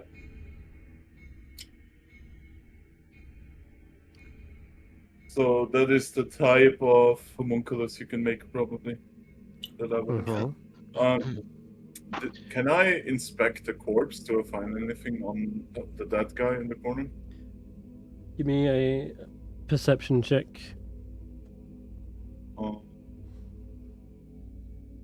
Perception. Okay. Not many. Perfect. Nice. You do notice in one of the inner pockets, there seems to be a brass key that either it looks just like it would fit the keyholes on the device as well. You can tell with that nat 20, it seems to be like the perfect size and maybe material as well.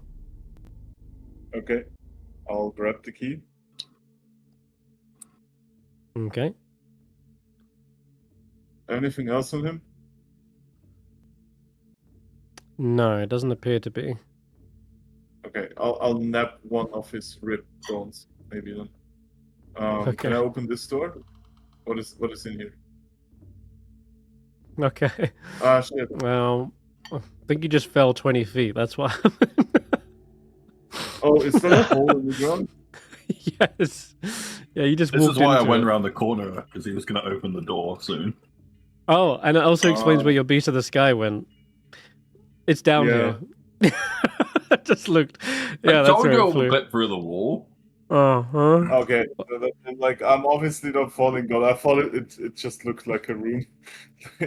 Okay. All right. So, I don't know. I think Yeah. you should make him roll to see if he notices there's no floor.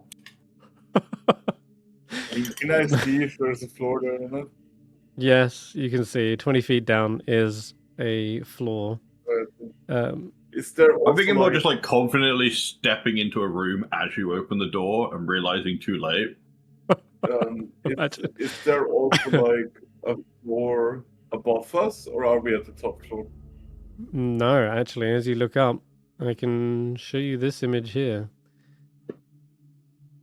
On the right, you should be able to see something. Yeah. Cool. There is, at the bottom of the central shaft, lies a square chamber. The walls are engraved with depictions of wizards magically lifting large rocks and stones into the air. On the floor, in the center of the chamber, is an arcane symbol etched in gold, surrounded by a slightly raised stone slab. That is clearly the transmutation symbol. And if you look up the shaft, you see doors lie flush with the wall every 20 feet up the central shaft. The ceiling of the shaft contains a matching symbol to the floor with a square depression around it. I see. Well, 20 feet down, how much fall damage would that be? 2d6. 2d6. Because I wanna. I mean. Yeah, sure, whatever. I'm gonna activate my Draconic Flight. Sure, Okay. what the hell not? Have you still got Feather Fall? Yeah, but that's spell slots. Oh yeah. This one just And it lasts needs for to 10 be minutes. able to get back up. Yeah. That's good. I'll fly down Right. and inspect the transportation room closer. Because I'm thinking this is kind of like a magical lift that we can activate here. Okay. Sure. Elevator, not lift. Elevator. Then I guess just looking at it, it is just a symbol. It's gold leaf. But you can see the depictions around a little bit more clearly. And it does appear as though, yeah, the mages are lifting massive square rocks and boulders up and down this shaft.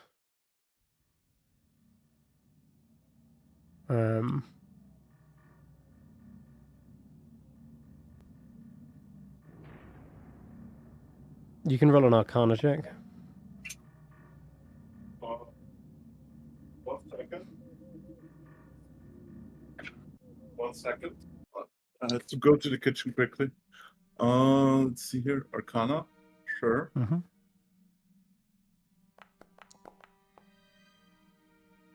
Okay. You can tell by the depictions on the walls, these mages are using a combination of levitate and telekinesis to affect the giant boulders. Okay, so like, gotta get up our own volition, I guess. Every 20 feet. Let's check my inventory really quick. I think I have 50 feet of rope still. I will fly up quickly and grab an grab another 50 feet of rope off somebody? Does Roland maybe have a rope with him? I think I do. Just search rope. I have got 50 feet of rope. Yeah. Then what I would like to do with the 2 ropes is, just so the entire party has access to it, fly to the top. And yeah. And Yeah. like, I have a couple of pinions with me. Do you think I can feasibly like drive them into the wall and secure a rope there?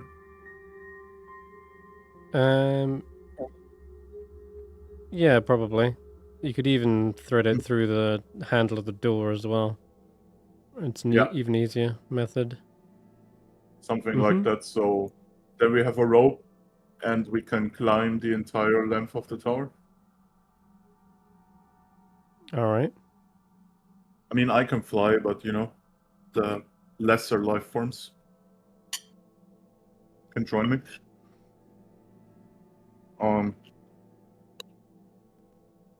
And yeah, I guess I'll just lower the rope down, like just so we can check out like the next floor maybe.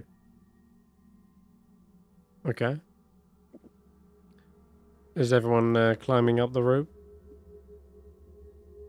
Sure, let's go. For obvious Yeah. reasons, Tracker is nuts. Mm.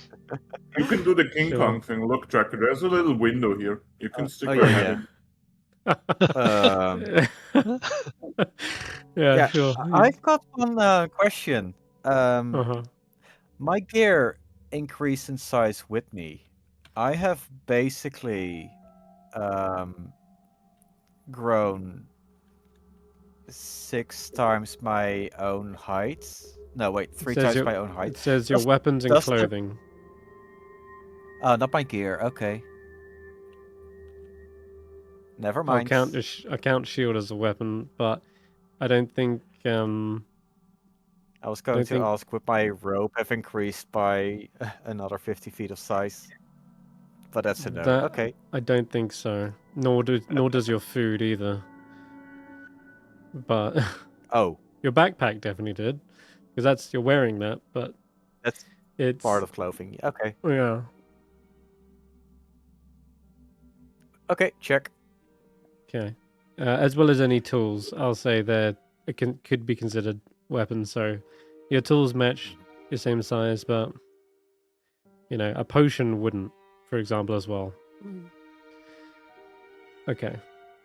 It wouldn't have any extra effect or lesser effect, but anyway. Okay, so I you was want to fly up basically to the next. making sure if my rope would increase to 100 instead of 150. I'm afraid We not. can always It's like a get little, another rope. like a little piece of string for you. Not that you need rope anymore, because since you're the size of half a tower, you can just probably jump up. If you could I support got your weight, claws. that is. I could climb. Yeah. All right. Well, as you're climbing up the rope, then I'll ask everyone who's climbing to give me a athletics check.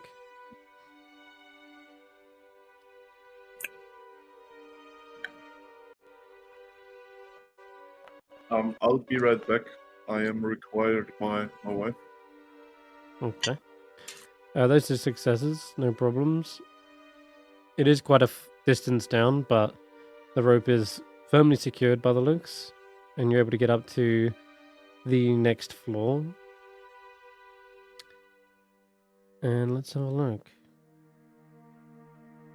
Yeah, how's being big now, Tracker? How's that working for you? Mean. It helped well enough to get you in there. I said that as a player, not a character.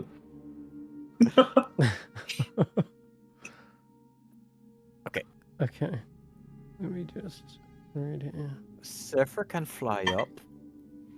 Yeah, they could fly Zephyr, up. Go! They're your eyes. Be my for now. eyes. So you're around here at this floor now. All right. Other floors do appear to have similar sort of setup as the ones you've seen, like that same kind of U-shaped structure, as well as a room at the back for storage of components and things. They're various study and practice rooms, and if you're searching through there, you see pieces of lore that you've already kind of got the idea of what these things are.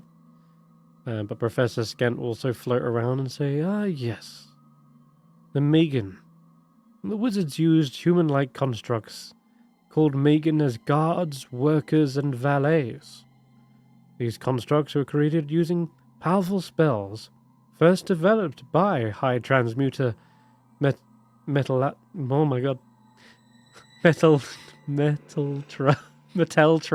In addition, you also...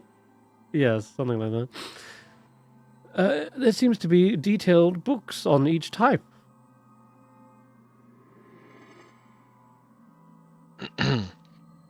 Well, fortunately, we don't have to read them because we've got you, and I'm quite sure that you already know everything between its pages. Clever little sausage that you are.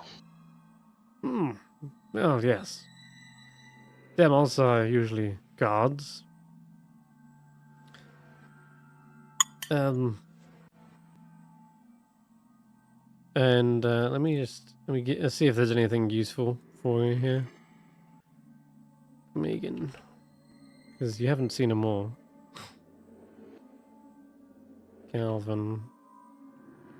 So Galvan Megan is something you haven't come across. Galvan Megan can fly.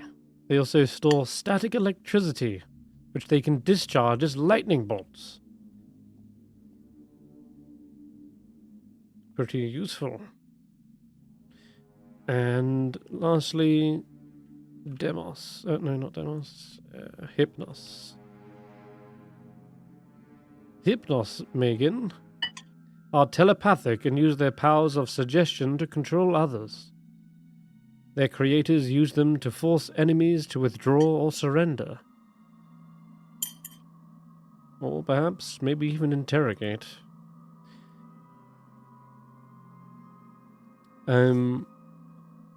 As you're the first up here, Stef. Is he back? I'm just checking. Nope, he's not back. Alright. Who got the highest? Willow. We're going to Willow then. Alright, Willow. You kind of climb up. You're one of the first to get up here as well. When you arrive inside one of these chambers, you can hear a faint voice calling out. And you're not sure exactly what it says. Yeah. It's definitely a voice. Can I try to get closer to it? Yeah, you can actually. You can investigate the source of the voice. Seems to be coming from some fallen rubble. Can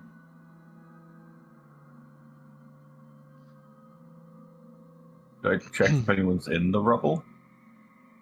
As he starts to go out of sight, Roland would say, "Wait, don't go on without me. Give me a chance. His armor's a lot heavier than it looks. I'm not quite as strong as I used to be. I did ever tell you about the time we scaled the tower of... Roland, there's a voice. Yes, it's me. I'm speaking to you, Willow. No, there's a different voice. It's someone might be alive or a robot. Just look, lower your hand. Help me up. Just stop talking to yourself. Your own echoes bouncing back. You're confused, young boy. Help me up. I'll help him up. But Alright. Listen over there, and I'll lean towards the rubble. The rubble is making a noise, Roland. You're barely picking it up though, with your hearing. All right, and he says, "Willow, stop speaking. I think I might be able to hear a voice."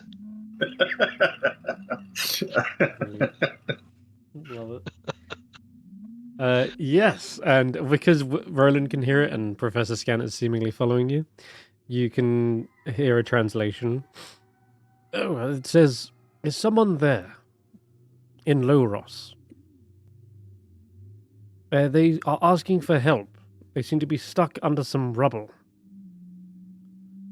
Oh, well, this sounds like a very, very good opportunity for you, my 2 young squires, to go and help someone in need. I will stand here and assess you. Off you go. Crowbar! Okay. I excitedly look for my crowbar on my backpack. I got this. I don't know how good a crowbar is at rubble, but I'll figure it out. Well, you could use it to leverage pieces up, and you can give me a strength check with advantage. Nice.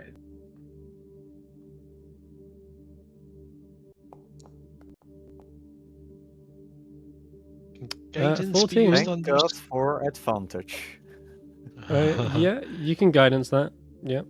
Right, put you back into it, Willow. Let it bend from the legs. You don't want to tie yourself out too much. Oh, sorry, I just got excited by the crowbar. And at this point, you'd think it must be a huge piece of rubble to get someone trapped underneath. Thankfully, though,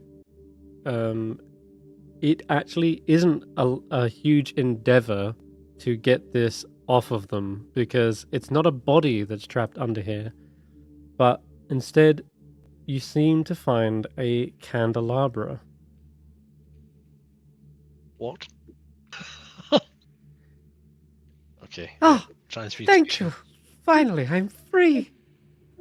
And you see a this is again translated by Professor Scant. My name is Luminos. It's a pleasure to meet you.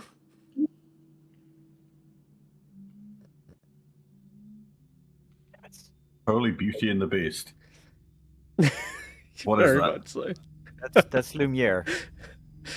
Yeah, that's true. How the heck, Track? You just phased through a wall. What? How the hell did you do that? You're so big, you can't be contained. I glitched the system. That is cheating. Right Mere, there. mere Minus physics 10 cannot points. contain power. What the hell? Guy in the backseat looking through the window. Something's done some quantum Big mechanics. eye. It's like That's huge slightly eye. terrifying. Your friend they're not going to break the tower, I hope. That depends on how strong the tower is. Well, we did install some adamantine in reinforcements. High transmuter Metaltra was very fond of adamantine as a material to work with. Why were you trapped under rubble? Didn't everyone die a long time ago? A lot of people died, yes, unfortunately. But I just got trapped under here when the tower crashed into the ice. Everything kind of rumbled and it dislodged a few of the foundations here. Still, You're a human, you would have gone insane. Well, most I guess you likely, would have died, yes. but if you could live that long insane. But what did you do here? I lit up the place, kept wizards company, and mages are used to Talking light? Yes, I am a talking candelabra. Transmutation wizards love to awaken little items here and there. It's a pastime. And they're working long, long hours, burning the candle at both ends, so to speak.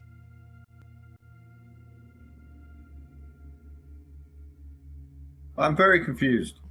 If we tell you that there's some bad people trying to find out the secrets of this tower, will you help us find out the secrets first?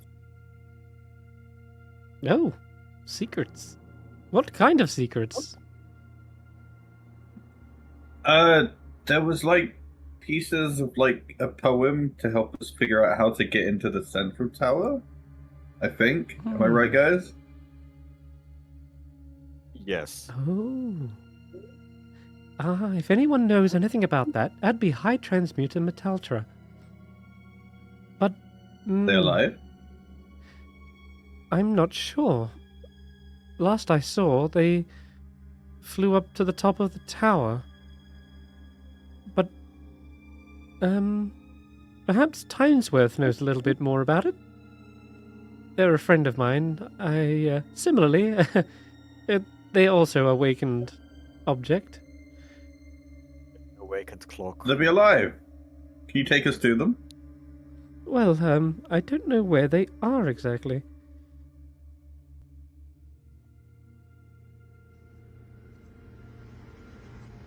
But I know that... But you know the tower. You can take us room by room until we find them, right?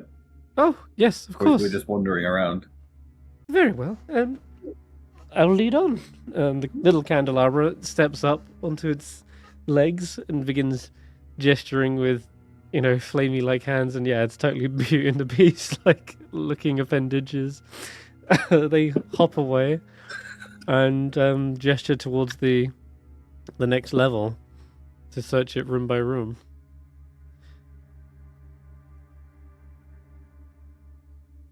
And as they're going, they say, "Oh, the wizards of the tower used to push on the ceiling of the central shaft, and it used to access a giant vault.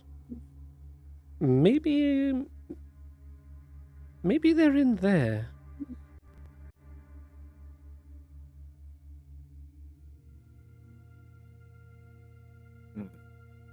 But you head up to the next floor if you wish. You can give me another strength checks, but another round of those. On me, I can fly. Isn't it only for like a minute? No, my flight lasts 10 minutes.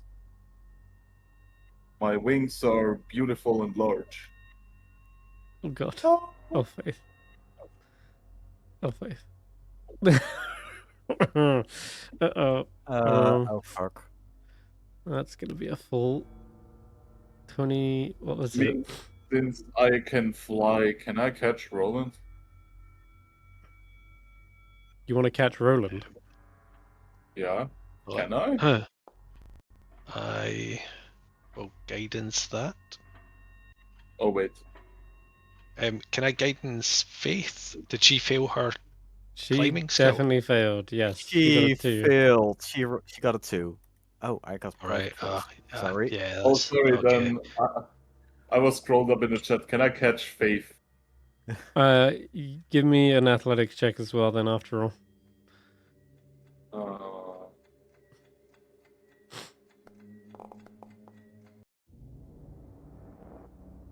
Yes, you can, thankfully. Otherwise, that would have been a 20, 40, 60. That's like an 80-foot drop. That's ridiculous. Yeah, you don't want to do that. Okay. Yeah, we would have I would have featherfalled that if you hadn't caught her, okay. but that saved us a spell slot. Well done. So Roland, you succeed, and Willow, you're just gonna roll me one athletics check. Yep, yeah. Oh Jesus! Oh no! Oh no! Well, you wanted to featherfall something. Hang on. Might need that featherfall after all. Wait. Like Do you have featherfall? Do you have featherfall as well, Steivei? Can I not catch myself with Misty Step? doesn't work, I'm afraid. Otherwise, what would be Let the me see point if- of this? What would be Why the point don't of I featherfall? try guide? Why don't I try guidance first to see if we can get that to 10 and see if that works? I mean, Come on, isn't Willow. the net one always a failure? No. Jesus. Not necessarily, no. That's a But 10. it is a 10. You did just also use Don't know if guidance that's for enough. yourself as well, didn't you? I know you're climbing probably not all exactly no, I the same didn't. time. I thought that I thought the 12 was enough, so I didn't actually do it. Okay, yeah, no, the 12 was enough. Okay.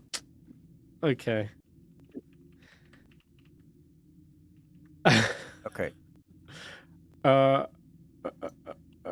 It is enough, actually. DC 10 is literally on the dot of what you needed. It's only a Oh, thank God. It's only just climbing a rope. It's not like there's not too many difficulties aside from it. So if you're within 10 feet, then yes, you can do that. So that does mean you're all climbing at the same time. I'll mention that. That means you can only ever add guidance to one person's roll. Okay. Thankfully, Willow, you are pointed out that you're about to use the wrong footing, or whatever it be, but saved by Roland's guidance. Sorry, I was looking at the weird living candle thing. Stop getting distracted, Willow. Keep your eyes on the job, remember?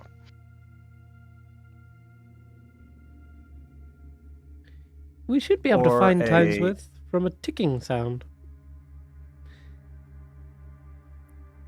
Oh. But I'm good at perceiving stuff. I can find them.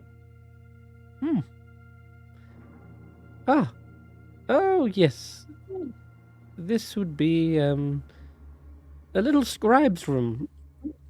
Lots of people used to write scrolls in here, transcribing all kinds of powerful transmutation spells. Timesworth!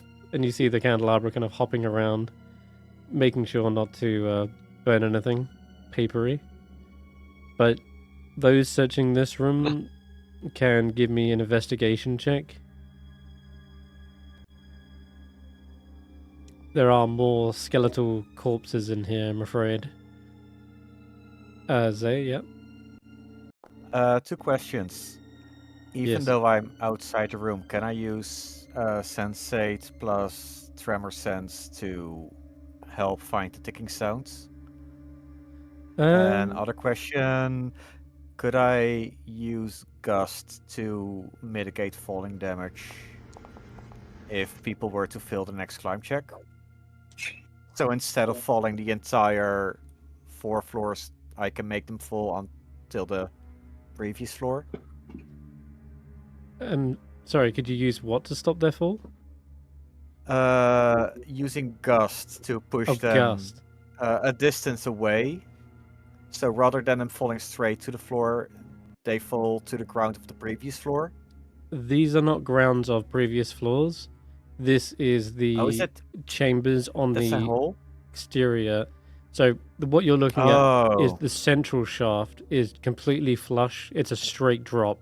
The doors then go into those chambers that are like, they're like circular chambers. So looking at this one, Tracker, this gives you the best idea of what you're looking at. The central tower is like a 3x3, and then the rooms beyond that door are these sections here that go around.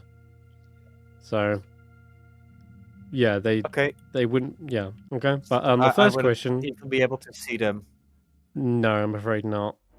Unless there's like a window like this, this floor they were just in, you could see them, and they could see you. But the next couple of floors, they're out of height.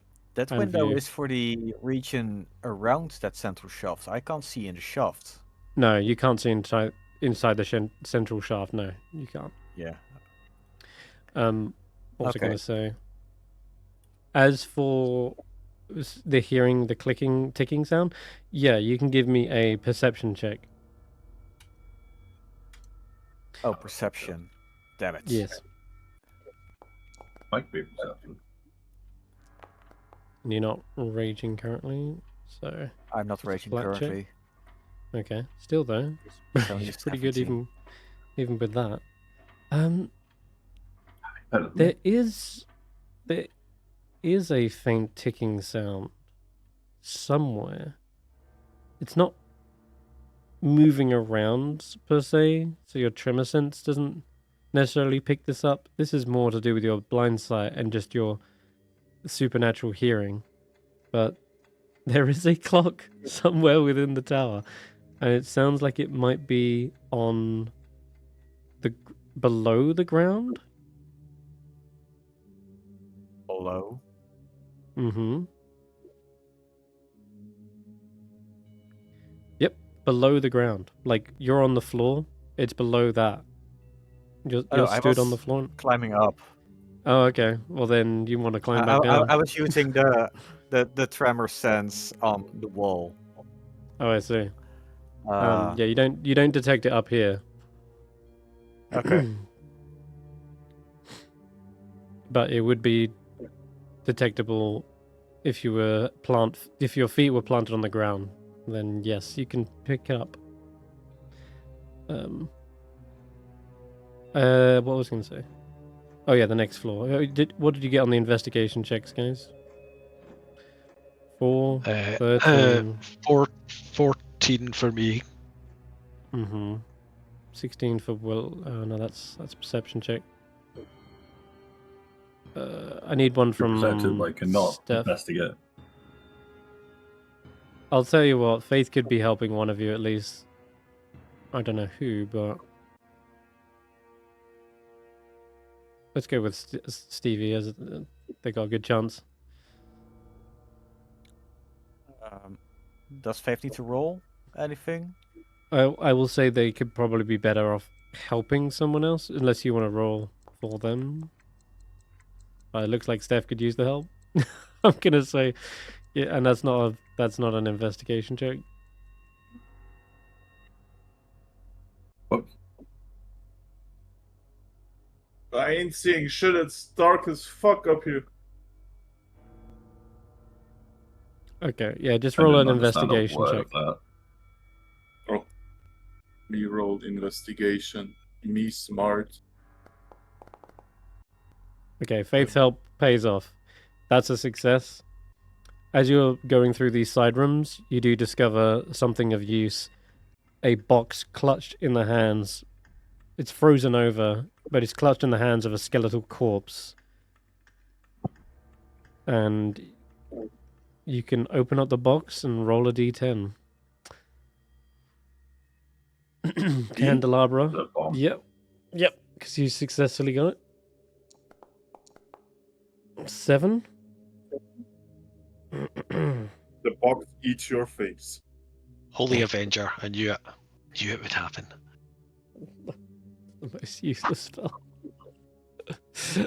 Okay, roll again. Roll another d10.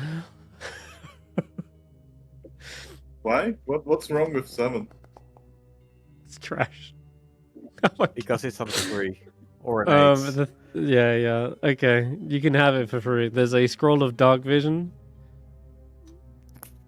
Let me all hear you jump for joy. Yay! Cool. Dark vision. We didn't have Nice. that yet. Okay. And there is also a scroll of featherfall.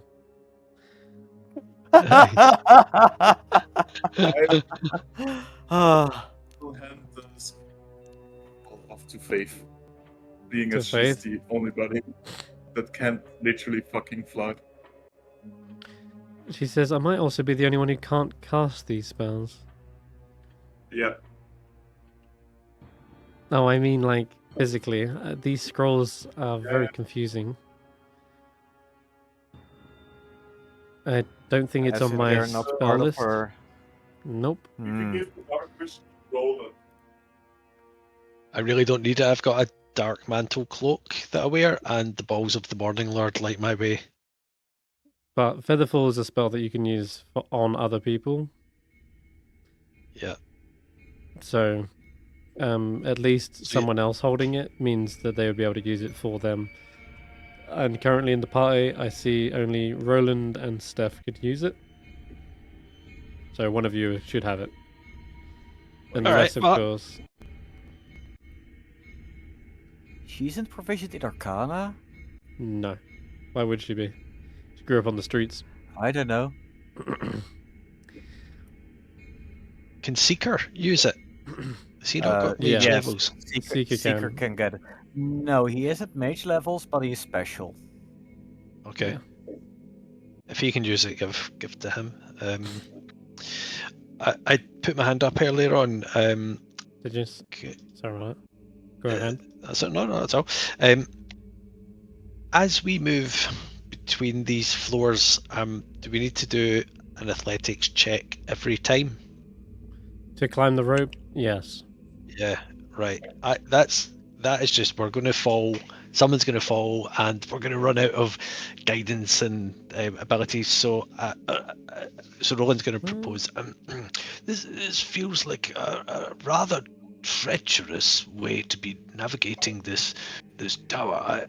I have a bit of an idea, which Stef, if you could guide me down to Fangporjaw, I have a very interesting little prayer that will make her feet very, very, very sticky, and her claws will rip into the stone, and she'll be able to run us up and down for really as long as we wish. A far safer way, and the little saddle upon her, it can be a bloody bugger to get out of sometimes, but in a moment like this, not falling out of that saddle may actually be the thing that saves our life. What do you say? Down to his dog. Sorry, Steivei? I said, sure, I'll bring him down to his dog. If he wants Alright. to. Mhm. And I'll cast Spider Climb on her. If this would work, I don't see any reason why it couldn't, and then she can just shuttle run people up and down the walls without any fear of us falling. Yeah. That sounds fun. All right. Yeah. Awesome. Spider dog. Spider move. Cool. Fucking Okay. amazing. Right, I shall mark that off. I'm going to cast it on her. Spider. So, if you want, Snorp could then give you an investigation check on this floor as well. That's gonna be it's gonna be tough for him to even succeed, though. You'll need like a nat 20. But go ahead and give me an investigation check with Snorp. He doesn't have investigation. Oh, yes. Intelligence. 1 moment. He has perception, stealth, and survival for me. Oh no, he Yeah. does. 19. Oh. 17, sorry. Oh, he does need a guidance.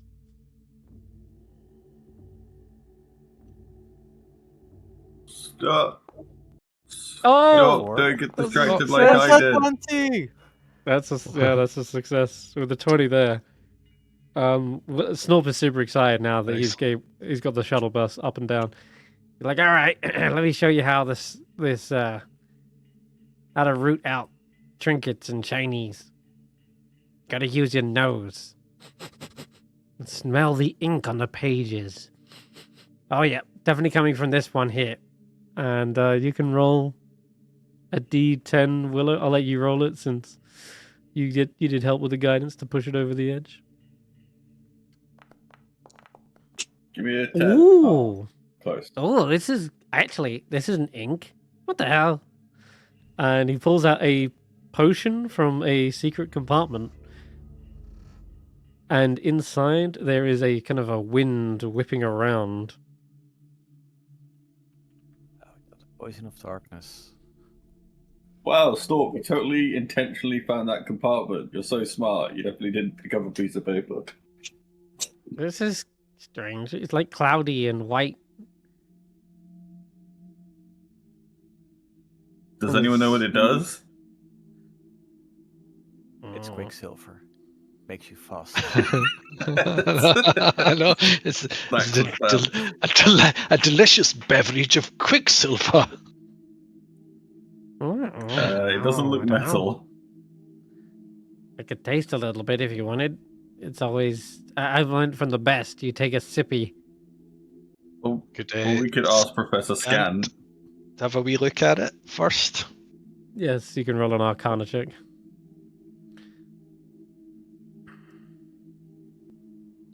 One can identify potions by its contents. And as you can see, the cloudy white impurities drifting inside it is a clear indication of a potion of flying. In fact, you can even see the liquid floats at the top of the container.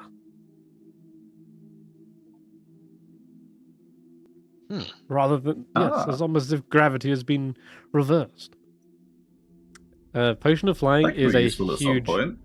It's a huge find. This thing is worth a lot of gold, like 20,000 or something stupid specific. No, it What? probably isn't that much. That's what it says there. I don't believe that's the true worth of it, but So, be if we give it fine. to Roland, that you can give it to a mount at some point, just in the middle of combat, start a flying mount. I'm not far from being able to actually do that with her anyway. I'm wondering if it, again, Seeker being able to get airborne. Like, I've got ways to Like 500. get around I the can just battlefield with Misty Step. Stef can Misty Step and fly. But Seeker's maybe, in terms of his mobility, there are clutch moments when if he downed that, it could, or Tracker as well, though Tracker's got a lot of mobility with climb and feline agility. Mm-hmm. What do you think? I mean, a flying tracker. Terrifying.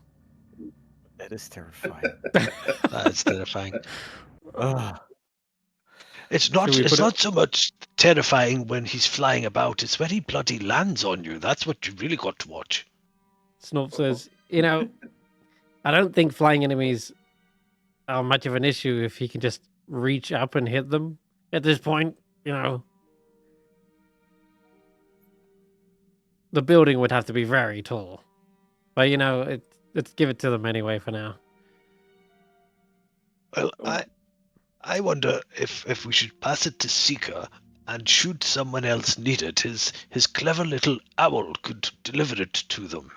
Or maybe Zephyr. No, Zephyr That's could true. do that as well, actually. Yeah, It's true. Well, Seeker is not here right now, so just give it to Tracker. Okay, yeah, fair one.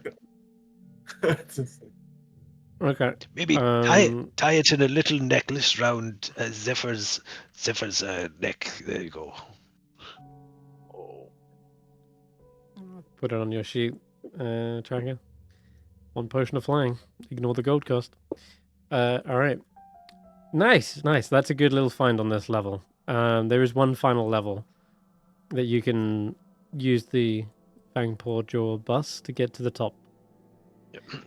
Remember, keep your hands and feet in the vehicle at all times, and the straps should keep you safe, but make sure you tie it around your waist and use your abs to lean into the climb. Don't pull her ears. Very important that. Don't pull her ears. All right.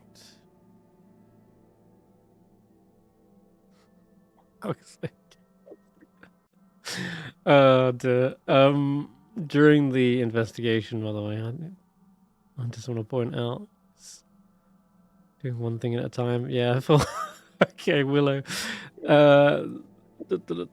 Just gonna check this.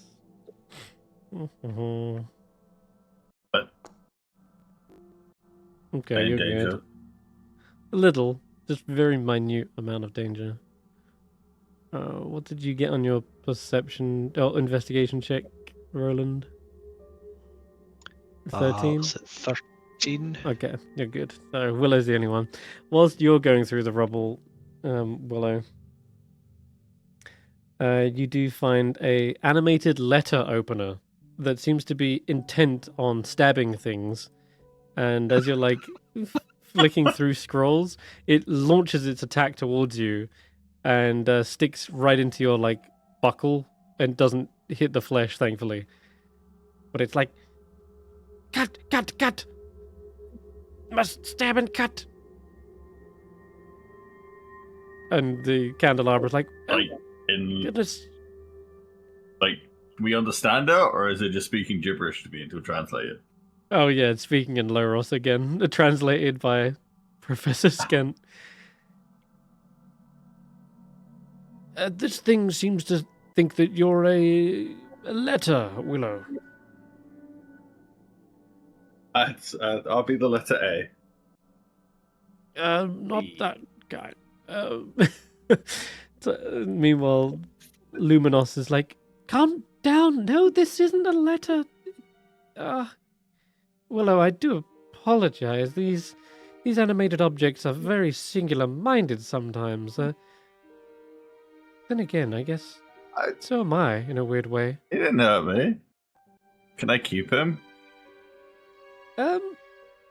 Well, their previous owner does seem to be lying dead over there. So I don't see why not. So wait, can I ask him if I can keep him? Can I give him a choice? Yes, I forget what your name is. You may have been awakened just before the crash. So that's why they're very young and haven't learned the rules yet. This... Call him They start Stabby. speaking... We will find friends for him to stab. Isn't one of your... Isn't one of your swords named Stabby?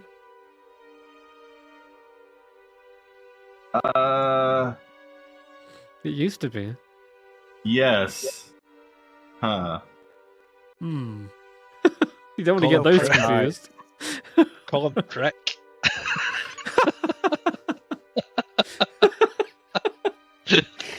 That's good.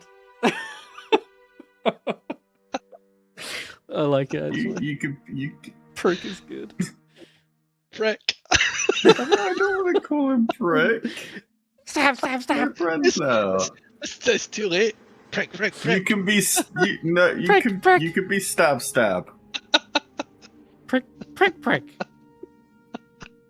Stab. They try to stab you again. They're adamant that they want to be Is called there a Prick. way? Is there a way to get stab Yeah. to understand common? I still miss. I'm afraid they are often only able to speak the language of the one that created them. That said, you might be able to teach them some simple words like stay, fetch. Sort of how I'll put him in my quiver, and then I just point him at stuff I want him to stab. If he's okay with that. They translate for them. Yes, stabbing is what I do. Stabbing is the best thing ever. I cut, I slice, I open things up. You look like you need opening up, so that your contents can be spilled out for everyone to read. Upon them describing that, I try to quickly shove it in the quiver. It should be safe in here. As long as I get to stab things, I'll be fine. Ooh, Do I there's have to other pointy stuff roll here. to not get stabbed when I take it out of the quiver now? Maybe.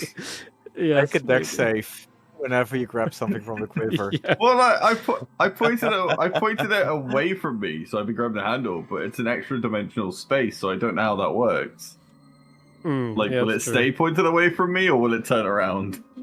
That's a good question. We'll figure that out when it comes to it. I think you should Ultimately- actually.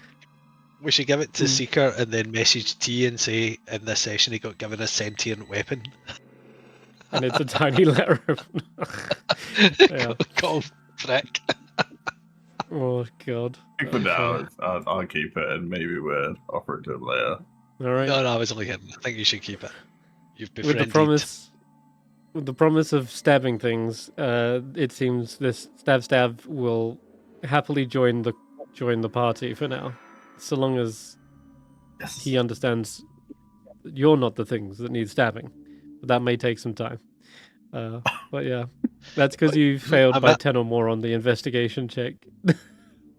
It's supposed to be an animate object that tries to hit you when you find it, but thankfully. It found you instead of you finding it. Right, yeah, you found each other. I don't know. Anyway, yeah. In conclusion, that's the rest of those levels. The final level is the chamber that you spotted and scattered out previously, Stevie, and it is a toppled adamantine statue of a robed woman looking like this.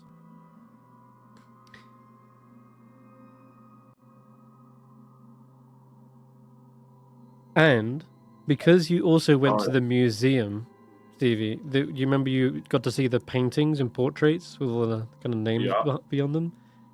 You don't know the name because the plaques were covered in frost, but you recognize this face from one of the paintings.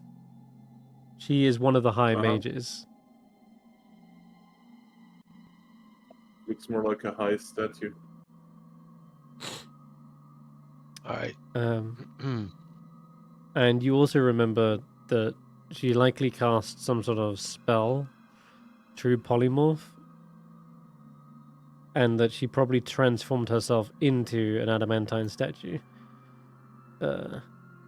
Spell did not end, however, it seems. But the statue's realism is uncanny. And did we already agree that dragging it to the anti-magic zone wouldn't undo it because it's no longer correct transformed by magic? It now is that thing. Ontologically, it is now that thing. Precisely that. Right. Yes. The only way to undo this would be with a wish spell. Wish. Right.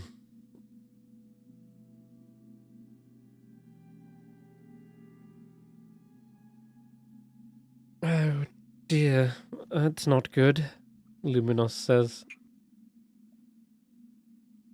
It seems as though I'm not able to help you much. This is where I would have gone to find the... What was it, the poem you mentioned? It was a piece of a poem.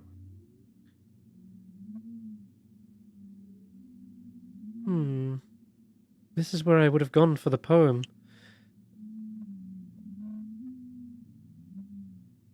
Well, maybe she has left some clues? You know, like how the High Diviner wrote it down in his spellbook? Her spellbook? Oh, yeah, Faith's got a point. We just grabbed the spell book off it. I said, give me the spell book. Snorp seems to be gritting his teeth as he tries to yank the adamantine spellbook, which is still one part of the statue. It's all connected. Oh, right. Book stuck.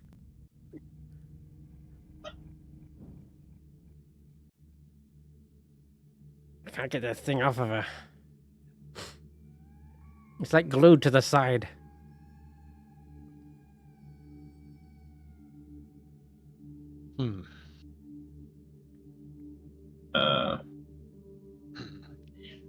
I'm afraid I'm all out of wish scrolls.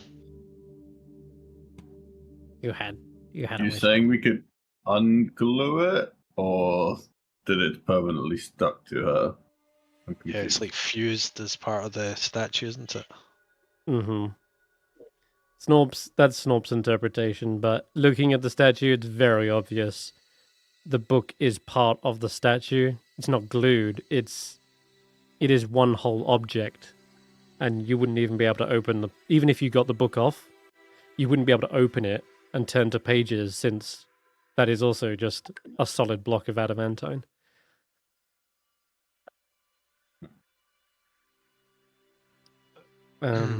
So I'm gonna ask the little candelabra. Did you say there were a number of little friendly objects like yourself running around everywhere? It looks as though me, Timesworth, and Stab are the only ones really remaining. The others might have got impacted by the fall.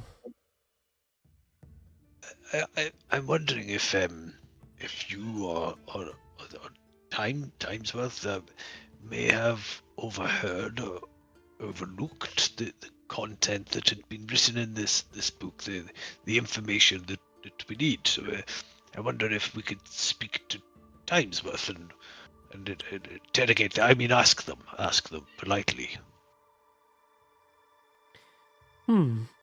Well, yes, actually, I suppose Timesworth spent a great deal of time with the High Mage, High Transmuter. She was always checking time, keeping track of things, and making things, run on schedule.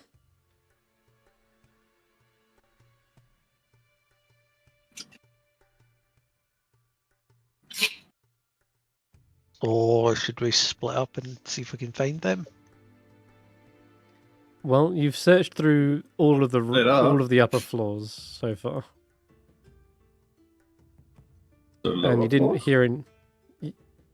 Yeah, you've searched through all the floors. You didn't hear any ticking up to then. At some point, Tracker would just climb back to the ground floor and sit near the tower waiting for the group. And I assume that's where he would realize, what is this ticking noise? Mm-hmm.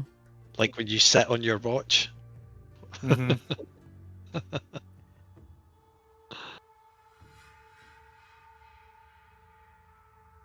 Yeah. So if the party are eager to search the rest of the tower, you can go back through. How long does spider climb last? Like an hour, right? An hour, yeah. Okay. Yeah. Then as you go back down the way,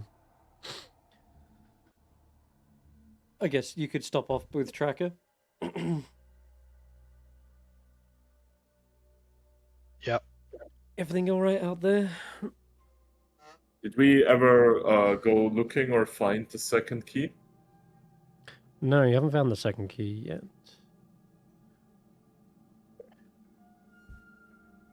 Let me check. Outside is safe, but there is this annoying ticking sound on the ground. Can't seem to magic clock. pinpoint it. Oh. If you're... Sorry, You tried actually. picking up the rubble. Sorry to go back a second. If Stevie, you're looking out for a key. Yeah, I would have been looking for a key this entire time. I didn't want to interrupt. That's okay. Just give me either investigation or perception check as well. I will go with investigation. Mm-hmm. You did Fuck. not find the key, I'm afraid. And the whole time you've been keeping an eye out for it, and you're pretty confident you have not laid eyes on it. Sorry about that. But you can always ask maybe Luminos about it. Who? Candelabra. Candelabra. Oh yeah. I will ask the Luminous guy about the second key. There's a high potential that wizards keep it on their inner pocket inside their robes. Oh, bugger. And if High Transmuter Metaltra had it last, then it's part of an adamantine statue now.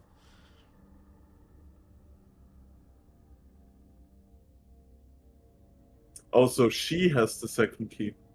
Potentially.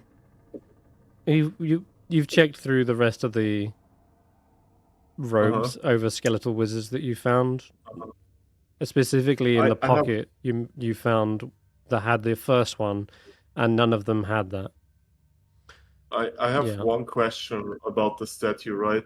I imagine Tracker is big and strong enough to like maybe carry that thing with us. Yeah. To someplace else.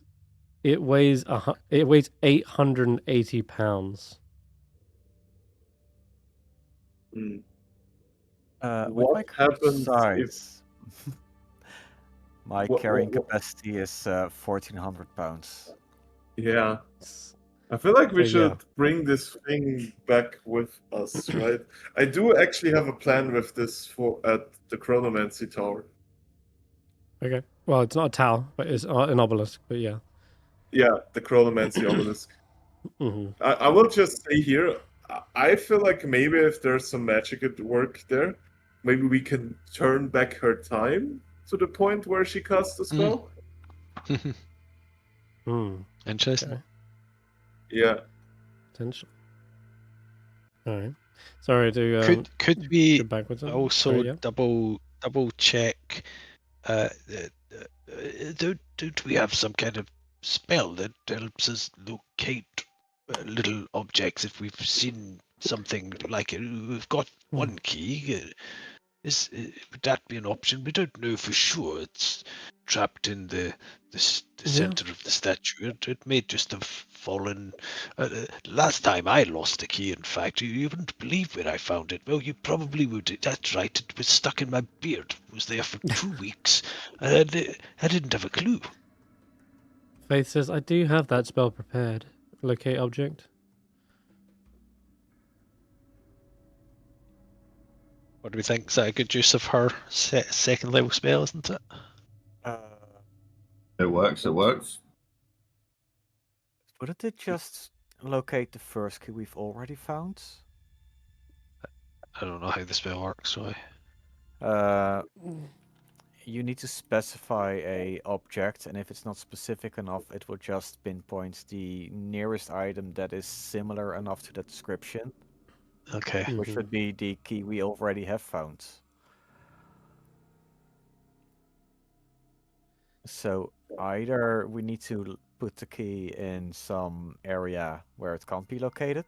But it can't be. Which isn't impossible because it doesn't work through lead or something, is that right? Yes, that's correct.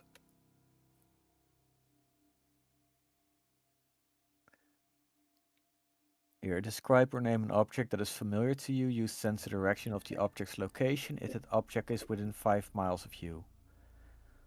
The spell can locate specific objects known to you if you've seen it up close.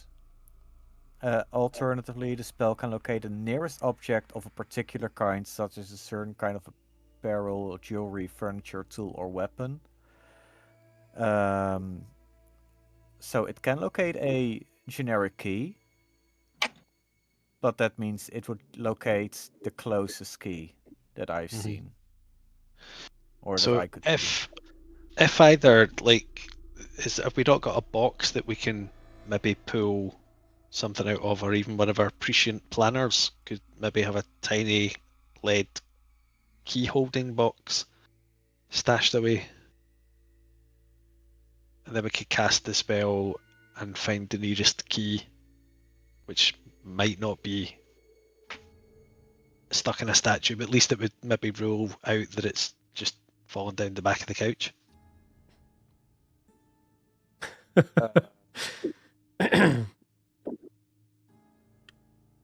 Does that work? What is the price limit again for a prescient planner? It's supposed to be a piece of adventuring gear, not necessarily a massive lead box that's got a very specific kind of purpose. It's more like on the adventuring gear list, that list of stuff you can pick from. That's what it's kind of meant for. All right. Unless and is there that is something the same like for the feasible? Sorry, yeah. The did we not find a box that we can pull random things out of? But the abracadabrox. That's the true. one. Would that work? That's an upgrade. The abracadabras is able to make non-magical objects worth a total of 1 gold piece or less. That does still have its limitations, and certainly a giant box of adamant lead. It just needs to be tiny. It needs to be a lead lined jewelry box, or the size of a jewelry box.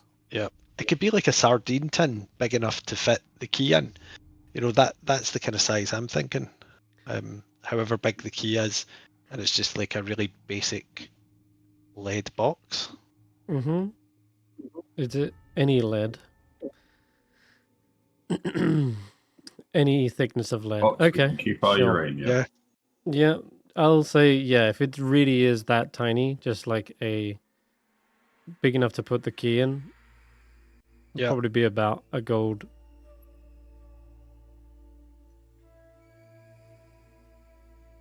So if So you did want to we use could- the abracadabras to do that, that's fine.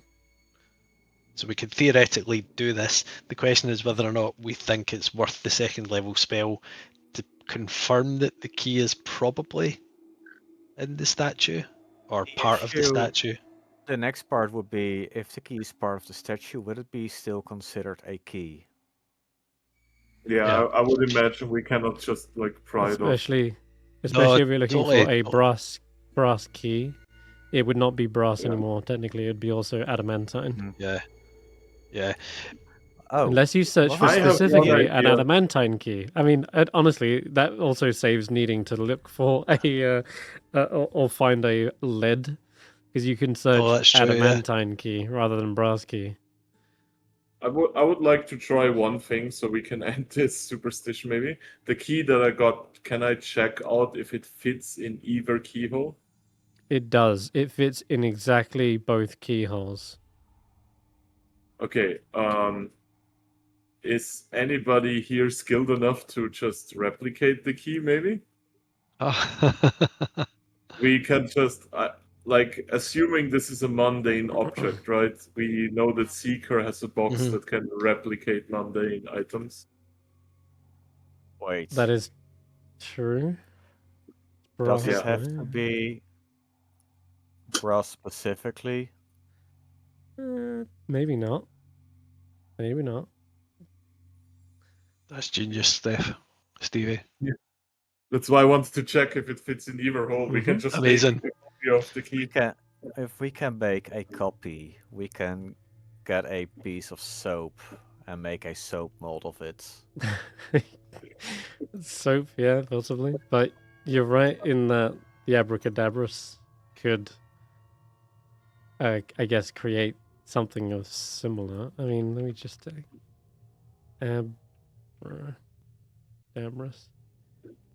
You name something. Mm-hmm.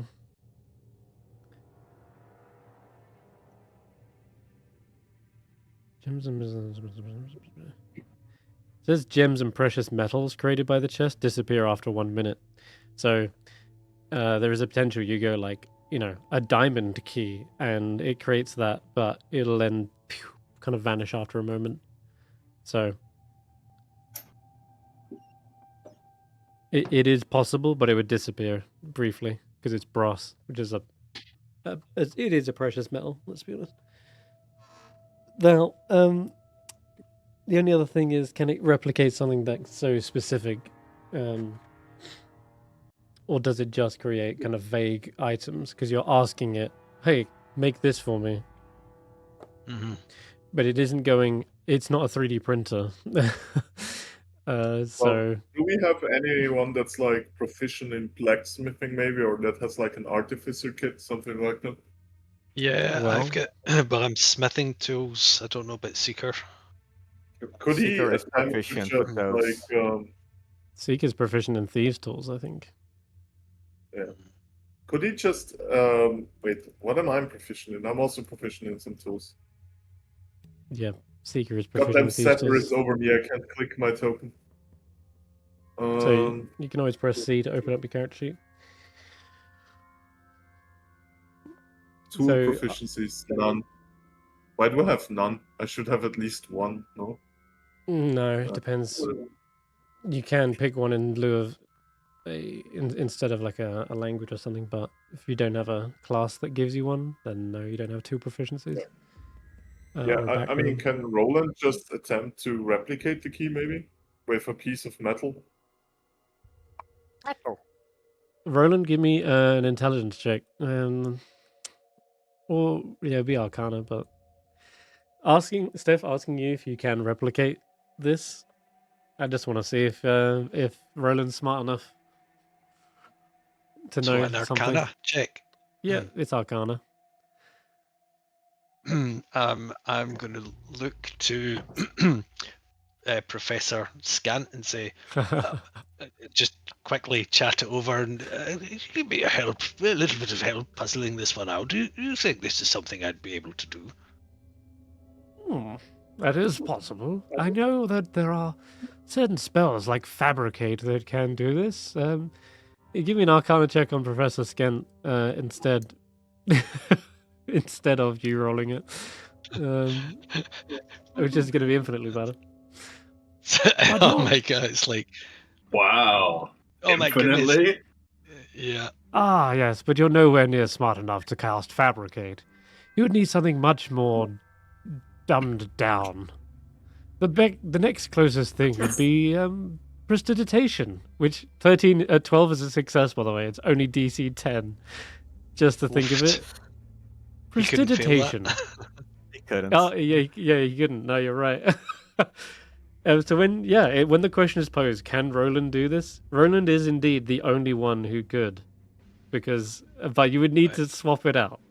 You would need to somehow get Prestidigitation onto your list, and you can short with rest. that spell.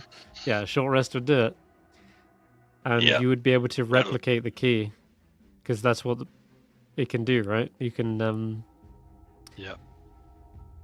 you can create a non-magical trinket that fits into your hand. It lasts for a round. Wow. So, in that case, if I am going to take a short rest, Fangpaw spider climb will run out.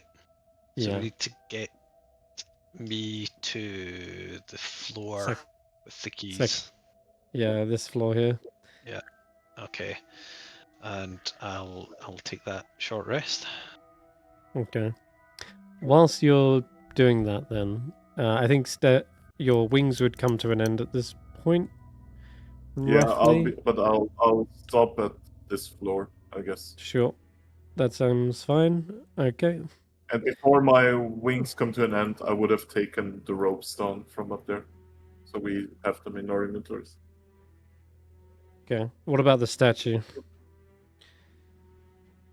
That is the question. I would still like to take her if Tracker can carry her. I we think need to there get could inside be the building. But yeah. Oh.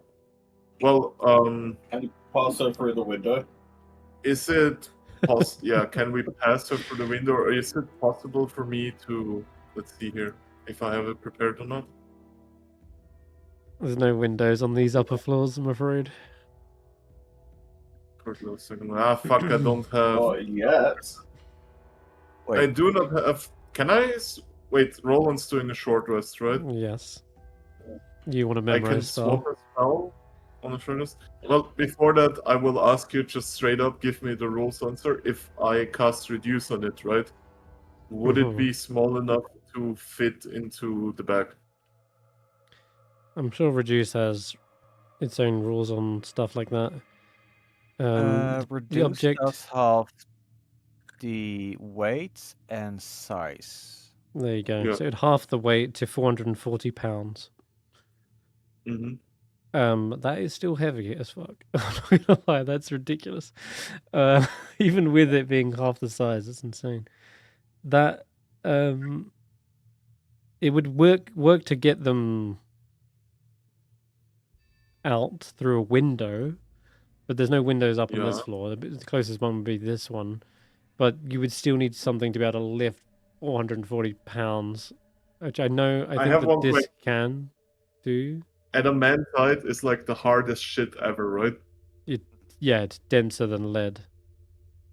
Okay, what if we just shove her down the shaft?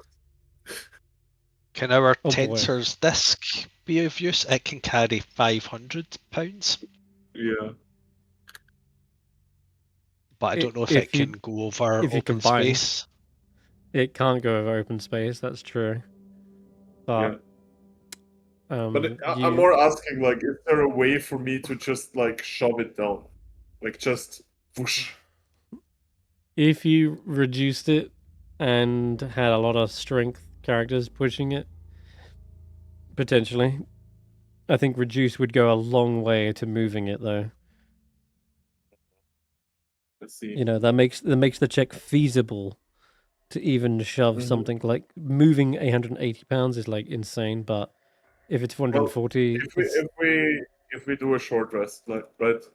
Can we climb back up there and like, is everybody on board with that? Do we want to do that? Yeah. bit concerned that it will break it, but you're right. If it's like the hardest stuff, it's the floor It's that's like going to break, not her. Yeah, it's denser than lead, like easily. It's going to be like dropping a Nokia 330. You know, the ground Right. gets destroyed in that situation. Yeah, I think it's more like the ground will be destroyed situation, because then we can track her. Yeah, I mean, problem is Tracker can't get in that shaft. He needs to no. make No. some weird corner around to get to the door, and he can't get to the door either. I mean, can you just break the fucking wall? The Magian outside did spit. Yeah. I think there was a conversation with Seeker outside about how Seeker was vouching for you guys that you weren't going to break the tower. Something like that. If we don't need to, I'd rather not break the tower. Yeah, Seeker was like, I promise you these guys won't break the tower, is basically what he was saying. That said, yeah, Luminos will speak up and say, oh, that's likely why they turned themselves into adamantine, is to survive the fall in the first place. So, yeah, I don't think anything is going to crack on that if it's already fallen out of the sky once already. Well, that's it. See, I told you it would be good to bring this little one along. Very, very helpful. I think you're probably the smartest person in the room, Professor Scant. This is why I enjoy our conversations so much. It's like a meeting of minds. Down here. One last question. Last question. What is my carrying capacity? I don't. Oh, it's 180. Fuck, I'm just short. No. Wait, 180? If I. It's on its side, could. don't forget. So you would need. Yeah. You could get several people around it to push it and roll it, so to speak. But yeah. I was more thinking about something else, and that is also Thunderstep allows me to bring objects with me, but I need to be able to carry them. Yeah.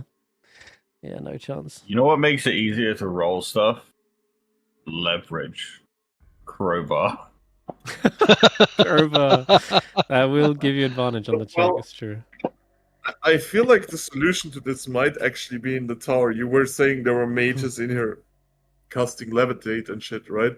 Correct. Yeah. Can I ask the candelabra if he knows about like if there's like a scroll of levitate here or something like that? Does he know the spell? Didn't you mention something about a vault if you touch the ceiling? Yeah. So is that what you were going to ask about, Zoe?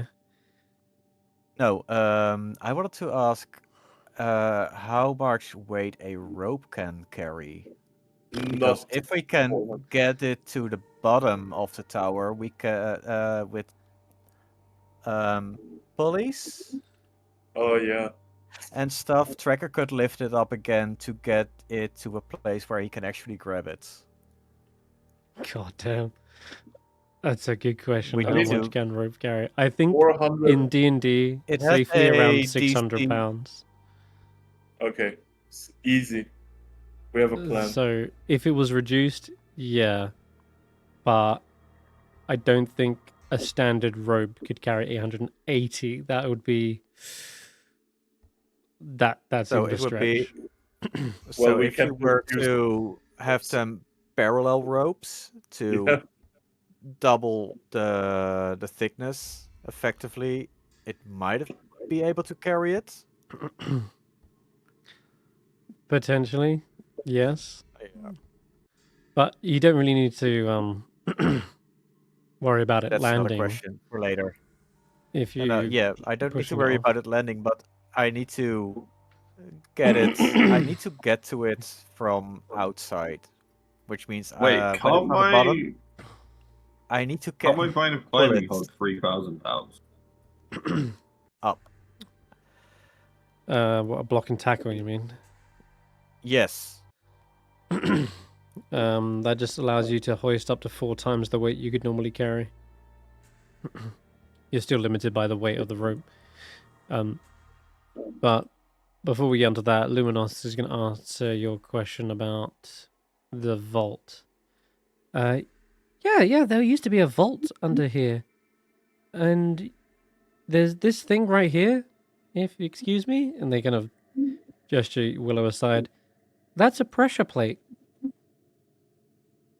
Oh. Boy, do I have an idea Was- of how we get enough pressure on this thing. And that thing at the top, that's the same. And they gesture towards the pressure plate on the ceiling, right at the very top. They would levitate them up onto that thing to open it. I think. Levitate what up to the thing? Oh, you How much know, pressure do you need to boulders. apply? I'm not sure exactly, but a decent chunk, I suppose. I know there was a specific amount, but I wasn't really keeping track of that. I guess anyone looking at the mural or you could sort of judge based on that. Probably be something like intelligence investigation to look at the walls and kind of judge the size of the boulders comparatively to the size of these wizards in the shot. Not that the exact weight probably matters, but well, we'll see, I guess. What did you get? Nat 20? Okay. That's some crazy deduction there. Faith goes on the... Well, if we determine the weight of an average human, and then that's a cube, and let's assume that the cube is the same size on all sides, then we use the measurement of this, and if it's made of standard rock, I think it probably weighs exactly around 500 pounds. Fuck. That's the max capacity of levitate. Yep. That would make sense. A specific amount, yeah. Okay. It looks like it was quite trivial for most of these wizards in the mural.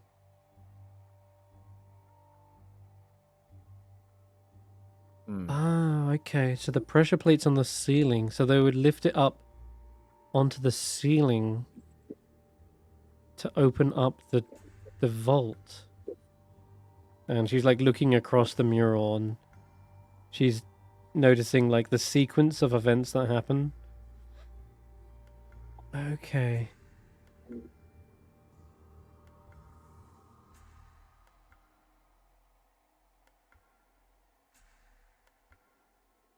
Yeah, it looks as though the test was overseen by the High Transmuter as well.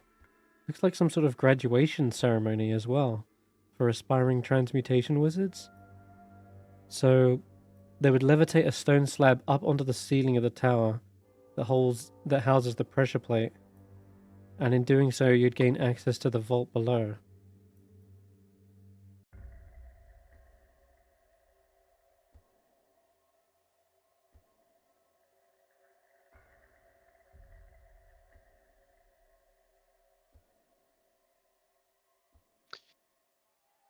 Okay.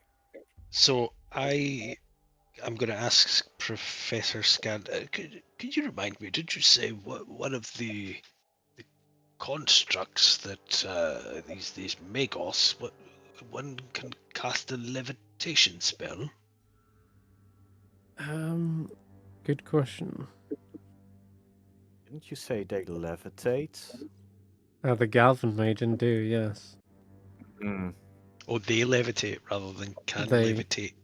Right, Checks. yeah. That's right. Yes, Galvan Maiden can levitate themselves, but they're much more about electricity. I think they might do it through some sort of electromagnetism, repelling themselves from the floor. I was just wondering if we activate one of them, set it to put the setting onto one of them, and instruct them to do this for us.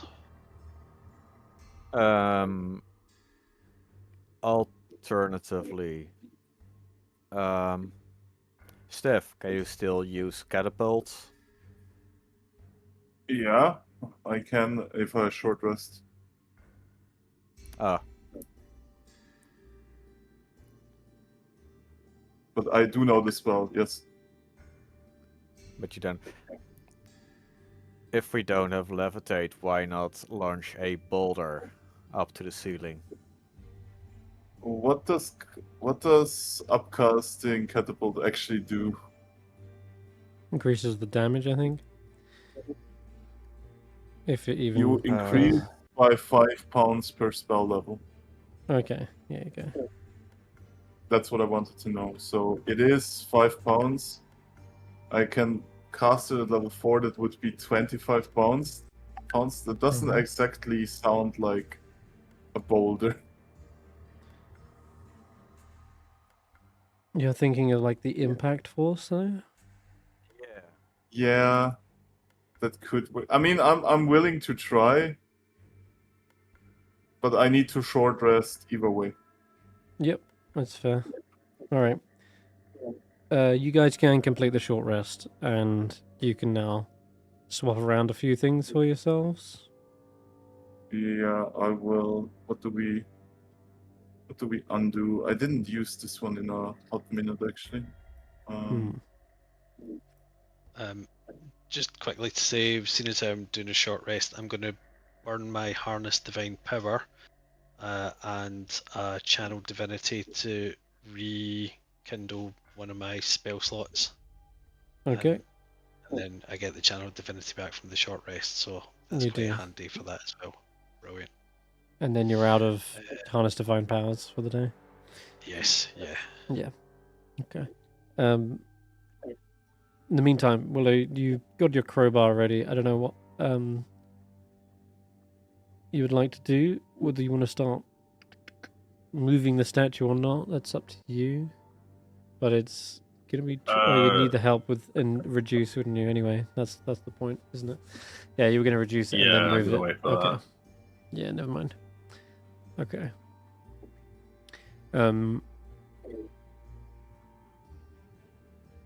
You can see there at the bottom the pressure plate.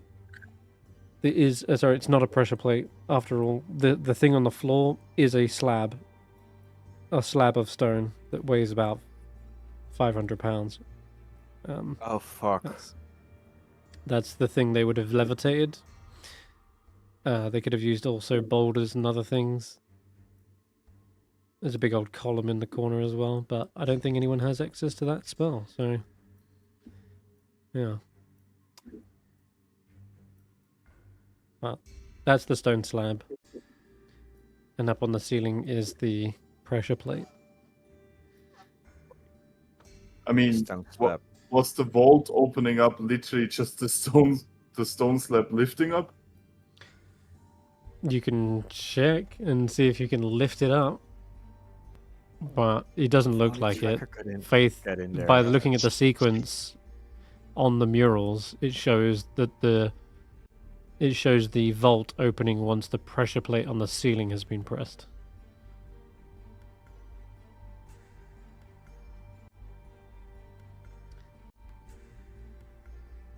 The other thing you note is that there are no seams on the bottom. No seams whatsoever. You can't tell how this thing opens, but according to the mural, it does. Once that pressure plate is hit, at least, applied. Shall we go to create this key and see if this helps us? This helps. Yeah, about that, I would have also prepared another spell. I will let Roland try first, but there is another spell I learned on the level up that I just remembered that I learned it. Alright, so I will use the prestidigitation to create a duplicate trinket key. Mm-hmm. Both of them in, and one to Stef, one to me, and on 3 turn, or whatever it is. Yeah, sure. All right. I'll be right back. Then- I'm just grabbing a glass of water. I can hear you guys. Alright. All right, so the keys, yeah, when two identical keys are inserted into it, it will activate, and let me just check. The machine begins to turn on with a kind of whirring and humming sound. There is already a mannequin inside. You need a vial of quicksilver. For the vials, we can choose the type, right? Can we pick the mage vial? Pick them. No, there's a lever that that determines what type. I think it's not the vial. Yeah, it was the lever, yeah. Can Mhm. you? What were the 3 words again? It's like so far up in the chat. Demos, Megan, Galvin, Megan, Hypnos, Megan are the 3 types you can make. Oh, they are all Yep. 3 Megans? Those are all Yep. 3... Demos, Galvin, and Hypnos are the Megans. Yeah, those are what's written in Draconic on each lever. Would I know which one of them might know the levitation spell? It didn't sound like any of them. From what you understood, it didn't sound like any of them had those, but Hypnos is psychic, yeah. Telepathic. Why not just make a Hypnos? You can make whichever one you want, honestly. But I think you did find a vial of quicksilver earlier, so that's done and that's fine. The only other thing you need now... Faith could also cast mending on some of the broken ones, maybe? Doesn't sound like we need it. No, you did find, I will say, when you rolled a nat 20 earlier with the investigation check, I will say you found an intact one. The others that are broken are kind of spilled out onto the floor, so even if you repaired them, it would just mend the vial, not the... It wouldn't put the liquid back inside. That said, you've got that. The only thing you need now is blood. Roland, I'll offer some blood, sure. I found blood running from my eye socket anyway. Love that. Okay. Well then, in that case,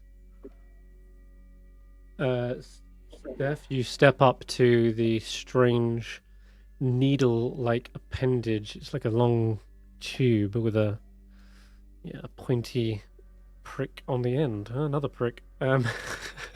Below your letter opener's like, yeah, stab. At this point, you see it like suddenly surge forward like a piston, jams in through the scales of Stef, and begins siphoning their blood. You see it filling up rapidly, and Stef's almost feeling a little bit lightheaded probably from that. The amount of blood it takes.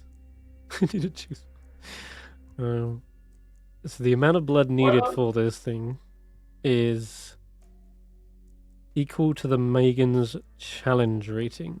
So you went with Hypnos, correct? Or did you go with Galvin? That's up to you. No, I said Hypnos. That sounds the Hypnos. coolest. Okay, Hypnos it is. They are challenge rating 1. So create Megan. This is going to be your hit point maximum decreases by 1. That's it. That's all. Like for forever, or? Yeah, forever, permanently. Really? Until yeah. Unless of course there's some sort of, again like a wish spell or something. But Okay. that's not that bad when you consider it. Is it really only No, 1? it's not that bad. Huh. That's really good. I'll Alright, take you it. lose 1 maximum hit point, and in return you see the mechanism just whirring to life. You see the blood and quicksilver both injected into You want me to do it permanently for you? Yeah. I cannot adjust my hit points in that way. 60, 86, 67.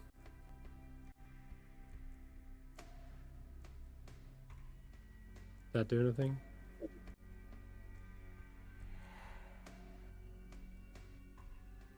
I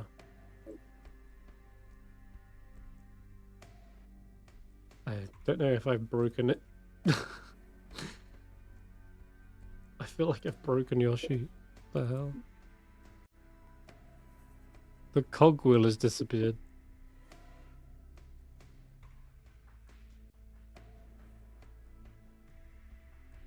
I do not know what's going on there.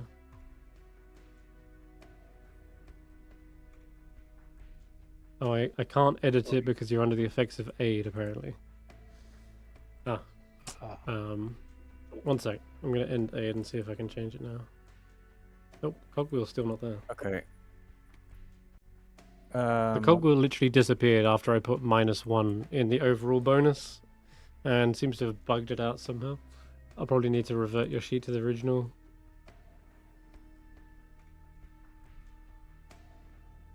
Oh, okay, weird.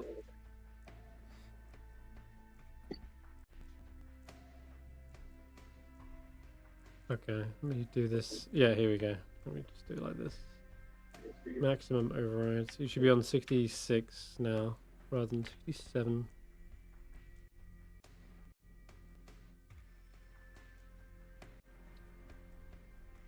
And Okay. we'll switch it back. You can There give you him go. a passive Done. effect, or No, what I've you just did. done it. I've done it manually, but for now that works. The mannequin inside begins to almost kind of start like twitching slightly as the quicksilver and blood solutions are both injected sort of simultaneously, and the device creates a Hypnos Megan. You see their eyes suddenly sharpen and awaken, and there's a slight kind of glow from not only their eyes but also the veins inside have these kind of silvery hue, Uh-huh. and their flesh becomes kind of flush with a greenish color, slight green anyway. Finally, And my own offspring. Always wanted a son. I will name you Bob. Prick. Bob. Okay. They, unlike the other Megan who cannot talk, this one does have telepathy. And you're naming them Bob, is that right?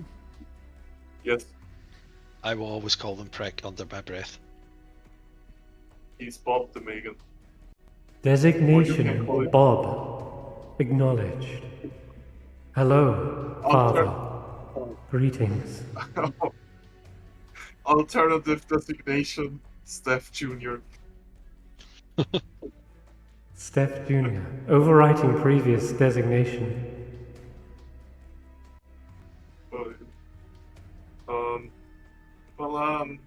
Hello? Greetings, Father. It is a pleasure to finally meet my creator.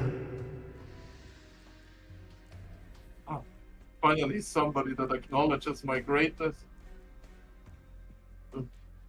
You are great. Well, what can you do? Many things. If you release me from the Megan Fabricator, I shall demonstrate.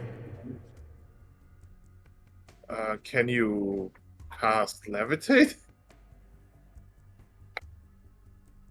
I'm afraid not. Okay. Well, Have I what can you? disappointed you, Father? No, not more, not any more than anybody else here. Don't worry about it.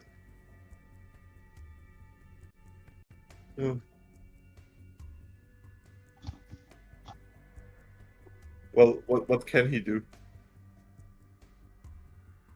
Please allow me to exit the fabricator. Oh yeah, sure. Come out. Okay. Yeah, you open up the glass container and they kind of step out. You're making some room. They do look at the elven statue for a moment that is still there, reaching out to one of the levers that you're kind of stood on top of stuff, which I'll move because, yeah, there is right there an elven statue, bizarrely. Oh, I thought that was dirt. I had to zoom in. No. No, that's an elven Megan. Oh, sorry, an elven looking wizard by the looks.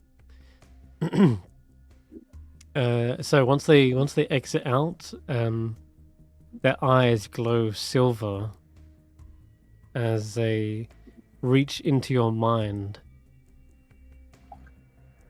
and they say,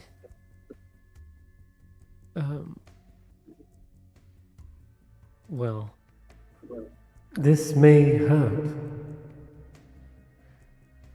Shall I proceed? What do you mean by this? I am demonstrating my psionics. I have the Sure. power to rend one's mind. Yes, me too. Okay, yeah, you can roll a wisdom saving throw. Oh, rend one's mind. Let's see. Yes. I thought you meant to say read. Okay. They demonstrate by literally ripping and tearing into your mind, and you feel it. Your brain kind of like slammed against its skull for a moment as you take 11 points of psychic damage. I see. Well, that wasn't very nice, Stef Jr. Apologies. I merely wished to impress my father. I'm very impressed. Can you do anything else? Yes. I have the power of persuasion. Forcing one to my will. And by extension, your will. Well, that's quite nifty, but you don't need to physically demonstrate. Descriptors are good enough. Acknowledged. Withholding practical demonstrations. Can you do a wish spell? I mean, yeah, you guys can also talk to him. Those are my friends, by the way. They're like your uncles. They psychically reach out to the rest of you. Greetings, uncles. I am Stef Jr. Can you turn a person turned to stone back into a person? I cannot. But I could. Yeah. I could sway someone who does know such spells to do it for me. Do you know of anyone who can do this? No. Actually, I'm actually. it's Grayham's Cry. Hey. The Loth, Yugoloth. the Fox, the Fiend. The jackal. Supposed to be jackal-headed, but yeah. What? Yeah, maybe. You say so.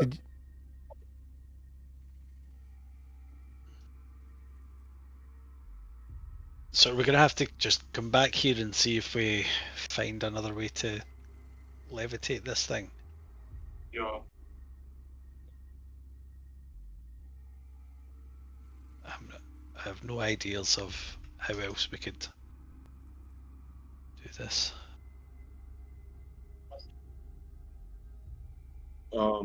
I mean, Next tower. I still kind of want to throw the other statue off the top into the basement. It might just rip a hole. Yeah. Yeah. Unless what you said you wanted to lower it on 2 ropes, didn't you?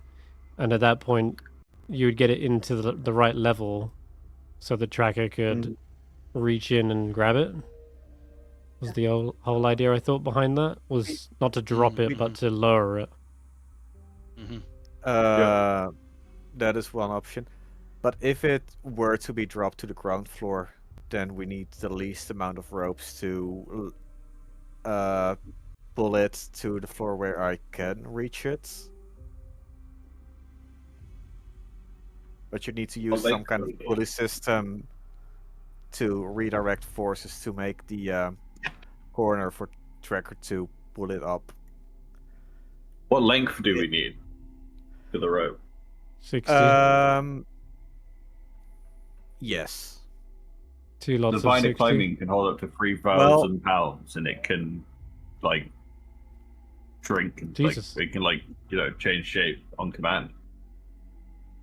So I could have that just lift it, can't I? Good lord! What? Yes, you the rope could. of your rope of your vine of climbing can carry 3,000 pounds. Oh, easy clap.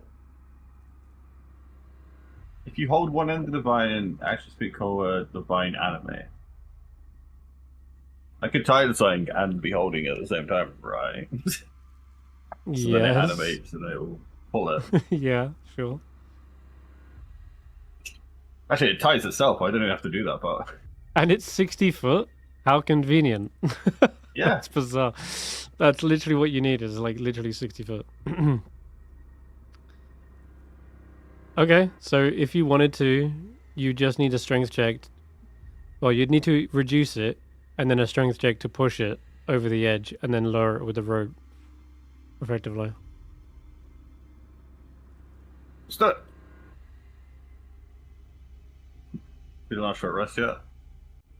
Yeah, did you memorize reduce, Steph?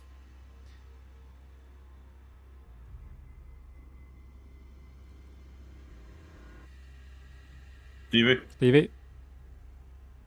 Sorry, my wife is having a conversation with me. Can you cast reduce now? Yes, I can. Okay. So you just need to go back up, cast reduce, and get a load of people to push it off. Those spells have all worn off now, though. Spider climb, fly, all of that. So you need a way to get back up there again. Yeah. Okay, so how are you doing that? I can cast fly on myself and fixate the rope at the top again. Okay. Guess everyone's giving me climbing checks again. Back up you go. Are we all going up? Depends. You need someone with someone strong. And definitely Willow. Willow is his own version of spider climb. But now he's turning into a spider. That's turning into a spider. Okay. Let's make this short, right? Can I just fly them to the top? Because fly also lasts 10 minutes. No? It's still a strength check to lift someone up, and you're already but okay. 150 let's say out of this. 180 carrying capacity. Let's say this: I lower the rope down, Senrith, like I did before, and then I help the people up while they climb. Okay, sure. I'll give him advantage. Alright. Yeah, I'll go up there as well to help at the top. Oh no, Stef's escaped and he's stabbing the rope. Kidding. Success. And then Willow.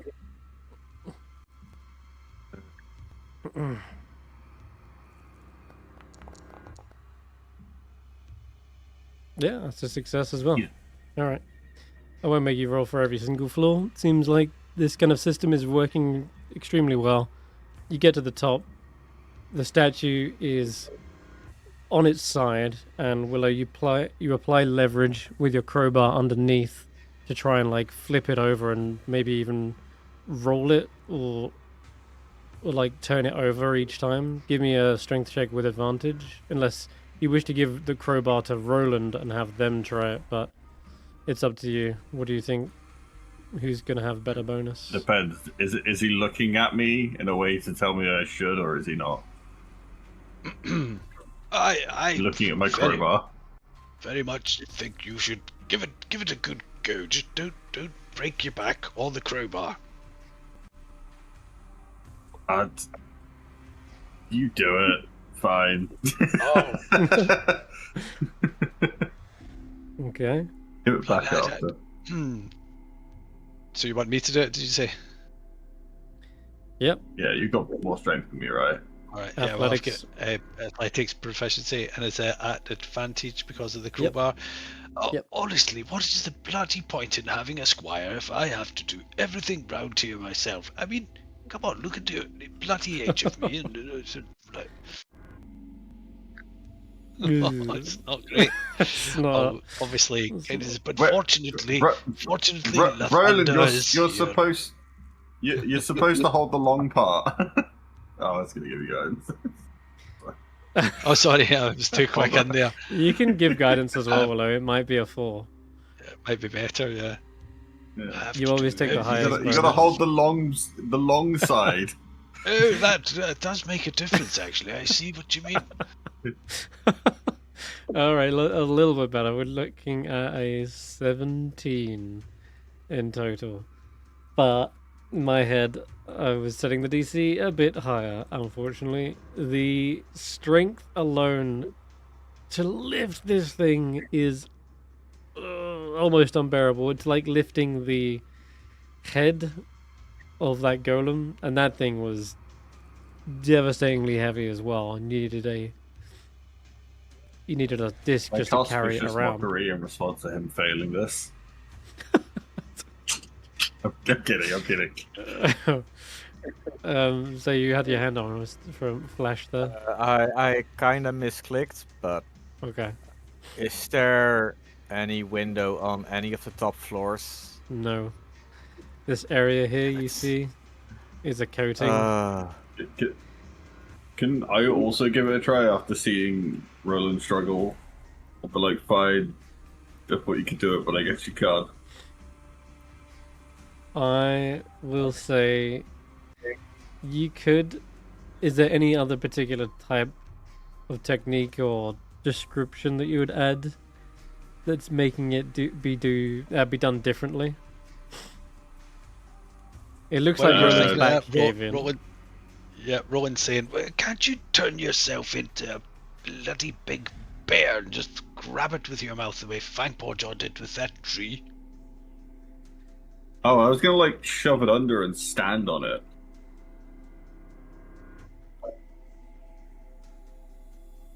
Or like, You know, shove up the crowbar under and then stand on it. My God. Like a seesaw. I hope that your weight equals the. Would a bear be strong enough? Maybe. a gorilla? To turn myself into a bear? Yeah. I don't Bear think might I be- would turn myself into a gorilla. bear Character-wise. A bear might be stronger. Can a bear use a crowbar? Uh, I guess we're gonna find out. Bears can surprisingly work a lot of things. Extras, don't they? Yeah. They're very smart and capable, but you just need to push, like they were saying, you just need to push down on a crowbar, so it's not necessarily about holding it, but like Willow said, like standing on it would be the same equivalent of like just pushing down with the bear. Okay. To give me a strength check. With advantage. Oh my. yeah, that was my strength up to 15. Then I get. And your athletics as well. Was that athletics? Yeah, it was. Okay. And a bit of guidance. It's looking better. Can you guide it? Keep going. What's that? Oh, that's enough. Oh, yeah. That's literally what I was looking for. There we go. Cool. What Fantastic. a team. we go. Bear and Roland together managed to shove this thing over one. You managed to flip it over one side, and it kind of now is facing on its back. Yeah, so its back is up to the ceiling, and it's near the edge. See, while this is happening, his tracker looking through the window, and his cat instincts are like, "I just want to knock it off the ledge. I want to knock it off the ledge. I want to knock it off the ledge." If there was a window, that would totally be the case. They would definitely be getting frustrated seeing this.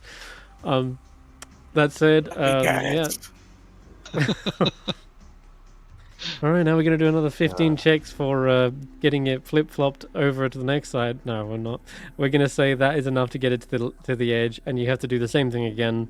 Leverage it to twist it over. You got your vines, I hope, at this point, ready, and ropes. Or is it just your vine? Yeah. You've wrapped it around. Yeah, I think it's just the vine. Yeah. Okay. So I only have to like speak a command, so I can do that as a bear. Yeah, you can. Where's the other end of the rope? It's anything we can tie it to. Anything you can tie it to could be Tracker. Holding his arm through one of the windows. So we're tying the rope around it and then going down to Tracker and handing him the other end of it. Yeah. Well, you're going to lower it from this floor down. I guess. So you want to tie it to something up here first. So we hold it and then we swing it towards his window. Well, we can't hold it. Is there anything here to tie it to? There might be a few columns like in the room at the very bottom, or there might be like the door frame itself. But so is his arm coming through like this? Is that what it's? Possibly. Yeah, possibly. That's creepy. Yeah. All right. So we'll say you tie it off. You only have to lower it some distance, not the full 60 feet in that case. If you're climbing through if you're like reaching out through the window. It's at this point, Steph, you feel the spell kind of wearing off. It only lasts a minute, and I actually don't know if you'd be able to get it down and then all the way around the side in that time. Because think about it, you have to go from out this door, around this corner, through that door, and then out to here. That would be basically flipping it over every single time. You would be absolutely knackered. It's a good job Tracker did find a window. But we did like yeet it down, right? Yeah, you've definitely yeeted it down. The vine goes taut, and you feel the whole building suddenly shudder as the weight goes taut, and then Tracker's gonna reach in, grab a hold of it, pull it out of the window, just in time as the statue goes to its full weight, and I need you to make a strength check, athletics Tracker as well. Oh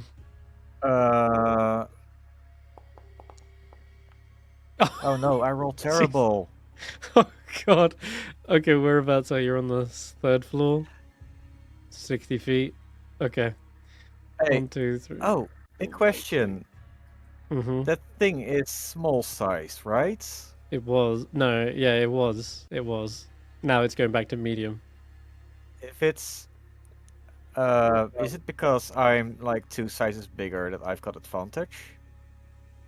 That would be for like the likes of grappling something. This is just carrying. Yeah, if you were grappling, absolutely, you got advantage all day. But I'm afraid, as you've grabbed a hold of it and you rest it against your chest because you're clinging onto the door, the window with the other hand, it suddenly enlarges back to full size, and the weight hits you on the chest, and your grip on the window drops, and you fall 60 feet. Bang! Straight down onto the floor. 26 bludgeoning damage. Holy shit. That was a hefty roll. Probably because the weight is on your chest as you collide with the ground. And Holy crap! You feel like your ribs have been snapped from the impact. It's like a giant anvil resting on your chest. But it is out of the tower. Congrats, guys. I'd call that a success. While my fly spell is still going, right? It's Mhm. not. Flight and enlarge are both concentration spells. Oh yeah. It's true. But you could be up here anyway, But Steph, we're- if you wanted. Yeah. I will Yes. attempt to do a first level catapult against the pressure blade anyway. Okay. First level catapult.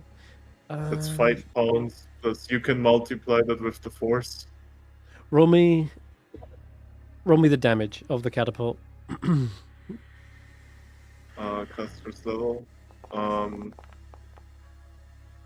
14. 14 bludgeoning damage slams up into the plate, and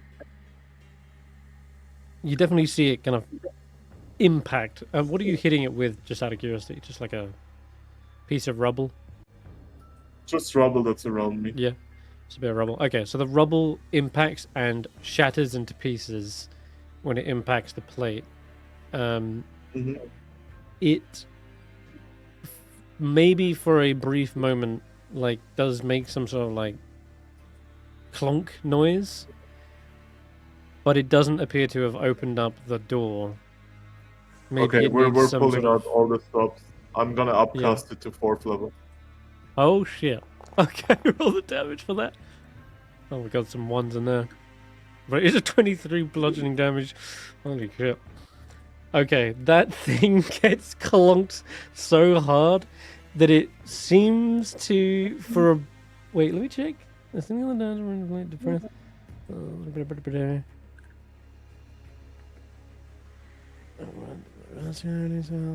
Just gonna check something. Isn't it bad? Yeah. Okay. It launches the plate up hard enough that it seems to activate something, and you feel a magical surge throughout the tower whoosh past you, and Yeah. at the bottom you see the entire slab disappears. Sweet. Oh, well, wanna go check out the vault? I guess we can Party just time. take the rope down. Right. Is Zephyr in the middle of the central tower right now as well, or are they with you? I guess. They're in the Zephyr tower? would be investigating the tower. Are they in the central shaft? Oh no. Are they? Yes. That's it. Okay. Give me an Yes, acrobatics yes. check with Zephyr. Acrobatics. Oh, No! oh no! Okay, Zephyr. If I'm judging from where they are right about here, they're about central, aren't they? Yeah. So they're Yeah. like dead in the center. Okay. As you manage to hit this thing, a little bit of the debris kind of tumbles down on Zephyr, and they flap their wings to get to the side as that piece of rubble is vaporized into powder. And suddenly everyone spots, as you're looking down the shaft at the open floor now, Zephyr seems to suddenly get disorientated, and their wings suddenly go out of whack. And they spin in the air and begin flying straight towards you guys. Fuck. Is this a Like- reverse gravity zone? Mm-hmm. That's exactly what's happened. Reverse I tried gravity to has catch been them out of the air. that potentially. Yeah, give me your athletics check with the bear again. Oh no! Oh god, no! Your big meaty paws aren't able to like get them, and they're going into a tailspin because they're so disorientated. What's going on? That they are kind of colliding with such force that they burst past your hands, and I guess the only other choice is Roland or Stef if they have anything. Sorry, my microphone was muted there. I was saying, can I use to grab, or something I've not used for a while is my protection thing of getting my shield in the way of something. So maybe even to try and cushion them or catch them with my shield. That would probably still result in a shit ton of full damage. Right, okay. Do you know what? Like, you would take even half, when they would take flying? half. Wow. They are flying, but the disorientation of that is why I rolled for that's why I asked for the acrobatics check. If they'd have got a good number, they would have been able to reorientate themselves, but they are so confused as to what's going on. There was no warning of this whatsoever, and now, as they try to fly upwards, they're instead flying downwards directly into the ceiling in their head. But yeah, Roland, you got to. Roland's just gonna cast feather. He's gonna feather fall. Fantastic. That'll save Zephyr's life, because that would have been at least 20, 40. That would have been the same thing that Tracker took. 60 foot of full damage would have been the same, but on the other end. That's crazy. Tracker went down one way, and Zephyr went up the other way. Full pair that was. Okay, they suddenly come to a fall on the ceiling where the symbol is. And Willow, I'm going to say also, when you tried to reach out and grab a hold of Zephyr, your attempts to like lift your arms ready is also kind of in a weird way reversed, right? Your arms went upwards, and that's why they kind of went shooting past your paws, because it's when you lifted your limbs out into the central shaft, they were affected by reverse gravity as well, which threw you for a loop too. Zephyr is safely on the ceiling now, though, and after a moment, they kind of shake their head. They look up, i.e. down, and they are able to flap their wings and reorientate themselves. And they're able to fly around in the central shaft now. Now they realize what's going on. But that there's a confused look on their face. Their feathers are all ruffled as well. Now everyone else is upside down. Yep. So we're dancing on the ceiling. Yes. No, you're not on the ceiling. You're on the floor of the highest chamber, looking out of the window, looking out of the door. And when you look out of the door, your beard flaps into your face, Roland. Do you know, I'm so used to this. When you charge on horseback or on a mounted steed, you tend to have to weight your beard down a little bit. If you don't, this is what happens. But I really just should shave, you know, Stef. Faith looks out of the window at the door as well. Is everyone all right? What was that? I heard a massive smash sound. Just opening some doors. Oh yeah, the door's I open down here. Catch you.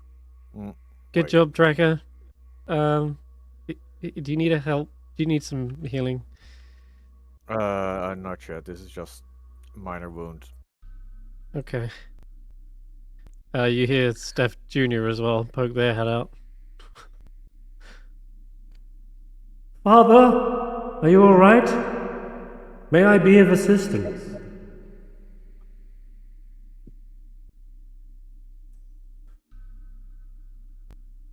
Okay.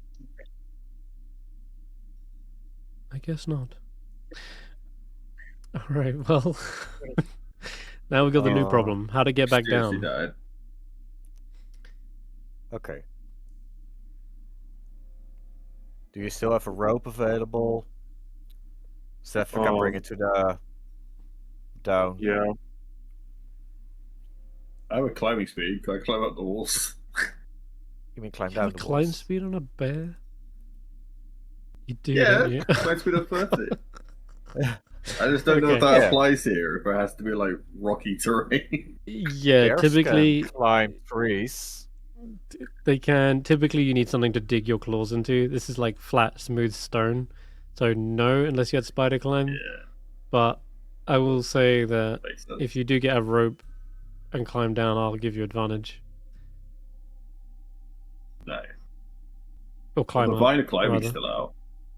It is, but the vine of climbing comes whistling back towards you and flaps on your face and collapses.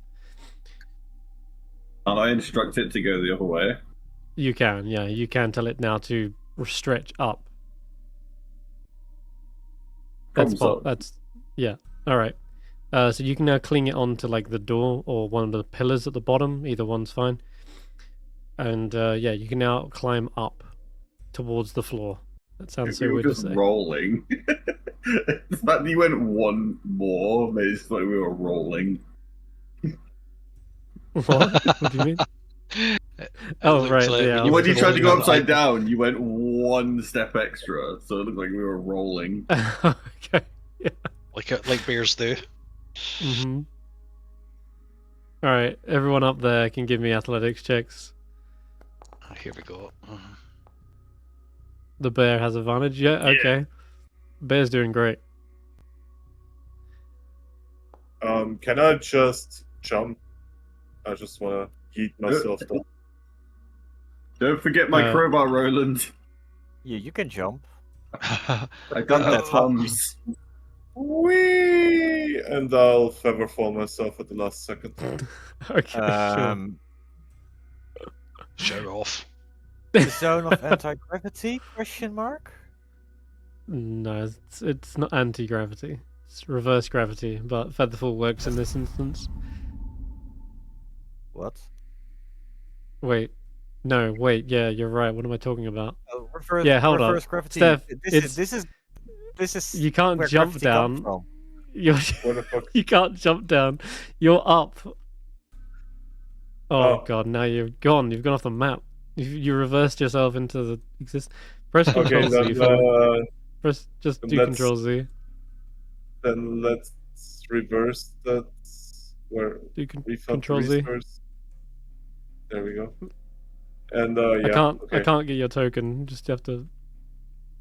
Oh, there we go. I'll athletics check like a fucking peasant. Yeah. Oh, I smashed it as well. That's your third nat 20 tonight. I Dang. think the fourth even. Jeez. Okay, that'll work. Okay, yeah. You climb Gee. your way up to the floor, and now you're all stood in this room, except for Faith and that. Okay, now All very confusing. this is the You've gone up ceiling. to go down. Okay. And the pillar is what you're clinging onto.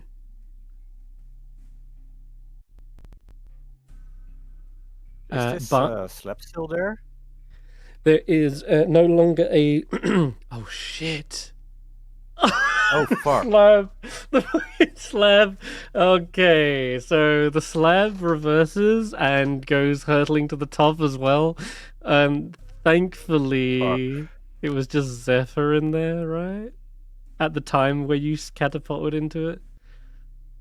Yeah, I totally forgot that. no. Normally, it's the slab that falls down onto you. Somehow, even though this trap is a reverse trap, you've reversed the reverse trap, and I have no idea how.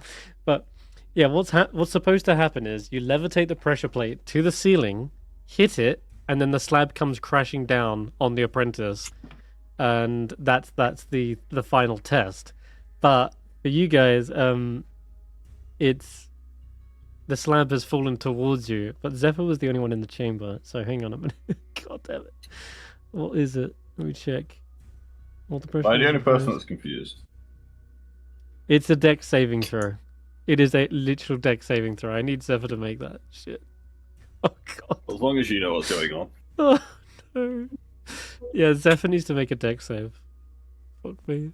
And was This this is after they no. landed. This is after they landed. Oh, thank God. Okay, thank God. All right, we're okay. It's fine. They can Everyone's. be resummoned. It's true, but it's an obscene amount of damage. It would have definitely taken them out. I think it's supposed to be more than that, but it would have been like 30 points of bludgeoning damage. But it was the moment Zephyr hits the bottom with the featherfall. Thankfully, they had enough time to like reorientate themselves, look around, and gain their bearings. When they suddenly see that slab hurtle towards them and crashes into the pressure plate, and they just their eyes go wide. They let out a gust of wind with their wings and flatten themselves against the wall as that slab collides into the pressure plate. And if it wasn't pressed before, it certainly is now. They remembered to focus on their bearings because they saw the bear. Yes, precisely. Okay, fantastic. All right, we've made it into the vault, I think. Sort of. Good lord, right, the vault. The small subterranean chamber is covered in piles of coins. Amongst the treasures are unusual miniature grandfather clock and a skeletal body. And you can hear the tick tick tick sound coming from them.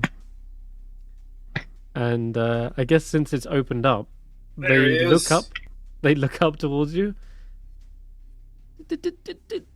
What's going on here?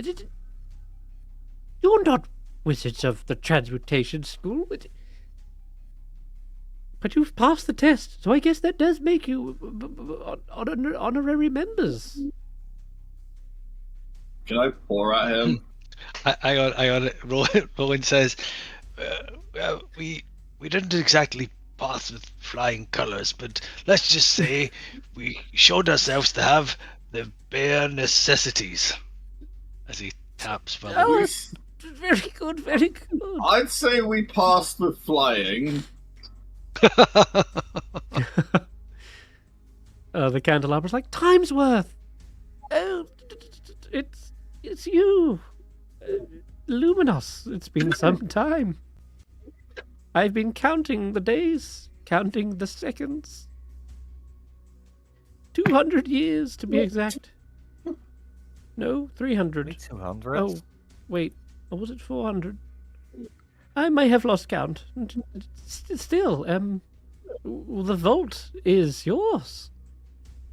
Come on in. The gravity is nice and warm.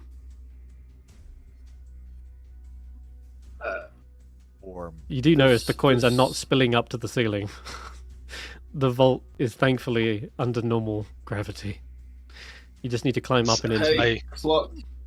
Is my beard behaving as normally? Yeah, if you're on the pillar, you're climbing up to the pillar, and you reach up into the ledge of the vault, you find yourself reorientate and falling into the vault. Okay. Can I pour at the clock and say, tell us the bit of the poem, please? I'm confused.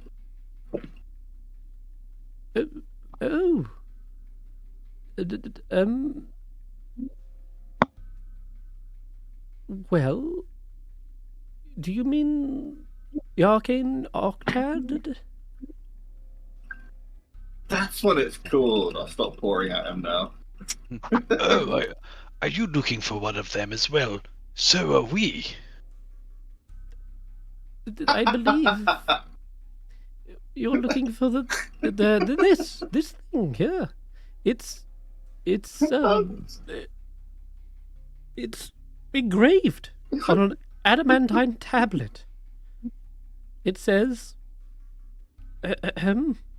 "Eighth, stand firm in thy circle of death, and consume poison." So we set our hands on fire and then we die in a circle? That's an interesting plan. Oh.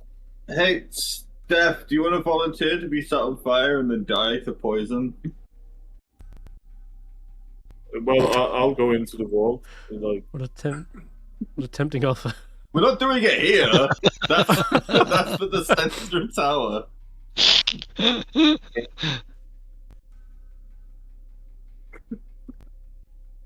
I will add this to the handouts, and you've got, your fourth piece of the puzzle. Wait, I no, assume there's bits eighth piece of the between puzzle. the bits Sorry, we have. this is the last piece. Yeah, so this this isn't like Hmm. Fuck. Wait, I'm not over what Roland just said. Are you looking for the Octad too? We have a black pearl, right? Do you have a black pearl? Genius. I'm not sure. Maybe. We're Pirates of the Caribbean now. He's asking because it's So a component tight. for Circle of Death, the spell. Yes. If you remember, you plucked from, or No. you tried to. We had a choice to do so, and I believe we were That's right. smart and we didn't do that. Correct. Yeah, you didn't. Yeah. Mr. DM, can I check something? Mhm. The Mercury, that is that of any use to us? Because now that I have prestidigitation memorized, Mhm. does that allow me to kind of sweep up liquid into a vial? I know it cleans a surface of it. I don't think it's sweeping up. Maybe you could try to manipulate the spell in such a way that it fills back up that vial. But the mercury mostly has like probably seeped into the cracks here and there. Right. I'll let you. I don't know. I don't know that it would be massively useful and worth climbing all the way back up again and going through all that palaver. So I'll maybe just leave it. If we Is had a Yeah. massive use for it. Is there anything else in the vault, or was it just the octet?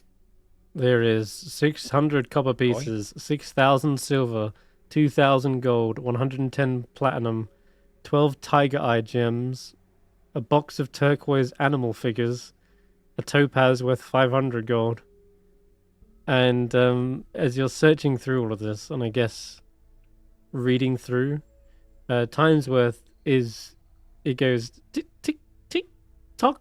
You have spent 1 minute in the transmutation vault. I see. Well, can we just grab everything and get out of there? Yeah, what do you want to start by grab? Oh yeah, also there's several bottles as well. There's 2 potions by the looks. Yeah, there's 2 potions. I mean, how long does it take to like grab all the gold? One platin was 100 gold, right? No, 10. It's all increments of 10. Oh, okay. 10 copper is 1 silver, 10 silver, 1 gold, 10 So, gold, 1 so are you platinum. saying we? Well, wait. While this is going on, can we? I want to ask the candelabra how much time we actually have before this goes. Candelabra. Oh, I have no idea. Timesworth might be able to know though. Who? Timesworth. Oh Talking my clock you've God. been talking to. You're worse. Oh. You're worse than me at times. Okay. Yes, the one with this strange little stutter. Anyway, you're asking how long you've got. Yeah. And they say you spent 2 minutes in the transmutation No, vault. asking him that does not take a minute. Come on. It says that it takes 30 minutes divided by the number of characters present to fully loot the vault.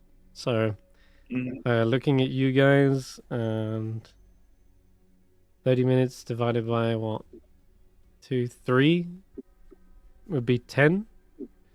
So it would take 10 minutes to stuff all that stuff in there.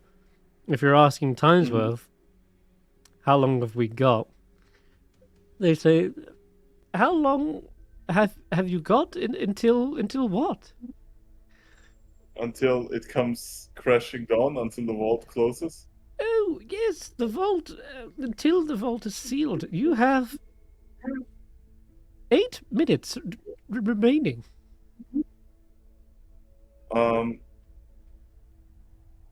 So can we just leave something behind, like the silver and copper? Leave the copper and silver, because that's the biggest amount for the lowest value.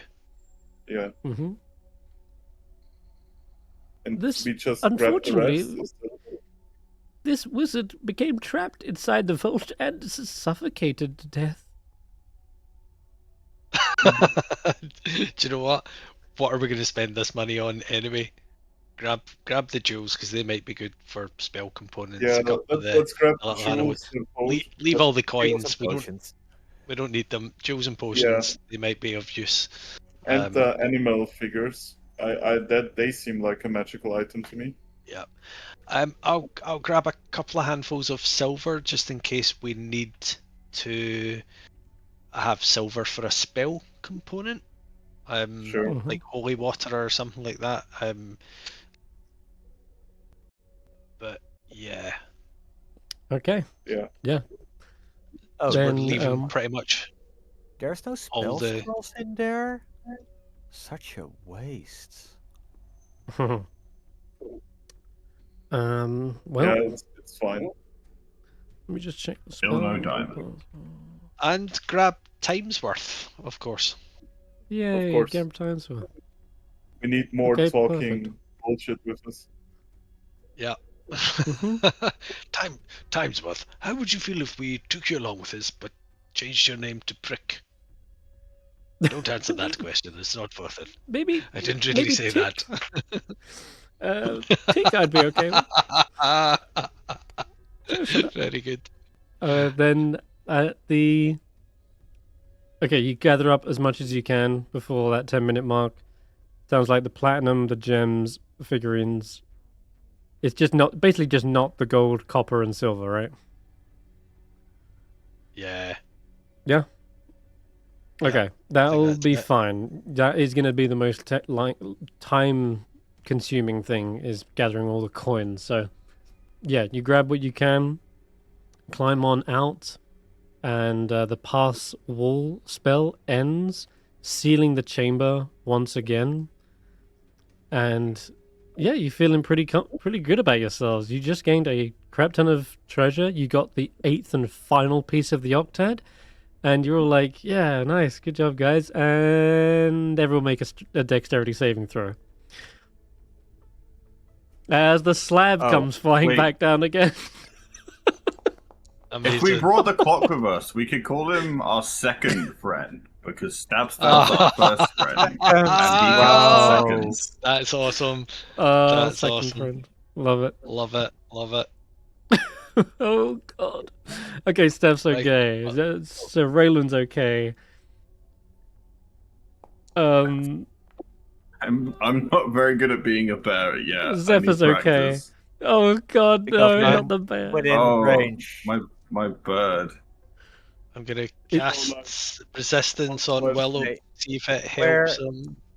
We're within range of the aura, so you can add 4. Yeah. I will be perfectly add honest. 4. You can tell me where 5. your Beast of the Sky would have been. He only got down here accidentally because of a glitch through the wall. If you don't want him to be down there, that's fine. You can just say that they're with Faith. I'm not opposed to that. Yeah, that's fine. They would have passed anyway. I'm the only one struggling here with my 7. It does appear to be 7. Sorry. 12. You get a 12 because I did resistance A and 12. my aura. It's still not enough. Everyone else Can climbs back out. Can I attack the slab? Yes, you can, but the slab has beat you on initiative and hits you first for 39 points of bludgeoning damage. Holy hell. That's definitely gonna knock you the fuck out of bear form, right? Surely. Well, technically, you don't fall out of bear form while wild shaping. No, you're right. You're right. What happens is it eats up your temporary HP, first of all. and then you can choose to stay in bear or not. But the stone slab, bang, crashes right on top of the bear. And let me just see how much damage that should have spilt over and done, because Druid's a little different these days in terms of wild shape. Okay, wild shape, here we go. So you get number of challenges, blah blah blah. You get temporary hit points. They gain your druid level. So your druid level is Or 6. 6. 6, even. right? So it's 33 damage spilled over onto you, which is goddamn painful. Crash. You're nearly bloodied from that. The stone slab has collapsed on top of the bear. If you wish to just attack it back, sure. But the thing weighs nearly like 500 That's pounds. fine. God. I'm done with bear form now. Okay. And Roland says, it looks like you couldn't bear the weight of that big boulder. Sorry. Hey, stab, you want to come out? Yeah, stab. Yes, is it time to stab things? Oh! There's an egg that needs cracking. Oh, I could give that beard a trim. Oh. Alright. God, I think everyone needs to help poor Willow get the slab off of him, but it just rolls off. Oh, where's my vine? We're leaving. We gotta go to another tower, right? I think so. I think this tower is done and dusted now. Yeah. I think you've Sucks. hit. Rock I think you bottom. got to the bottom of that. Yeah. Perfect. All right. Well then, in that case, back to Necropolis. Now, interestingly, just want to point out the Octad is engraved on an adamantine tablet. Just want to point that out.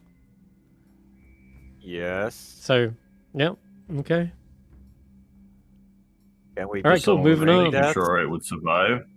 Wait. Perhaps, Could we have yeah. brought that one in knots? Or is it too big? It's probably too big to fit in knots. Yeah. Are you thinking Well- we should take the adamantine to, like, I don't know, craft a weapon with it, or just like have it? Oh, Why do we need it? No, no. I It's, want- it's the same material as the statue. It might be part of the statue. Could be our skateboard.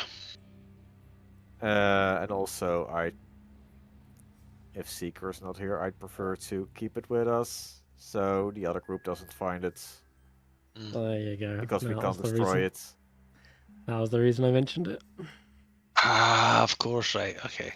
Yeah. There was no mention of anyone doing with the adamantine tablet. In the rush to get out, I think people were more interested in getting the treasure and such. But Yeah.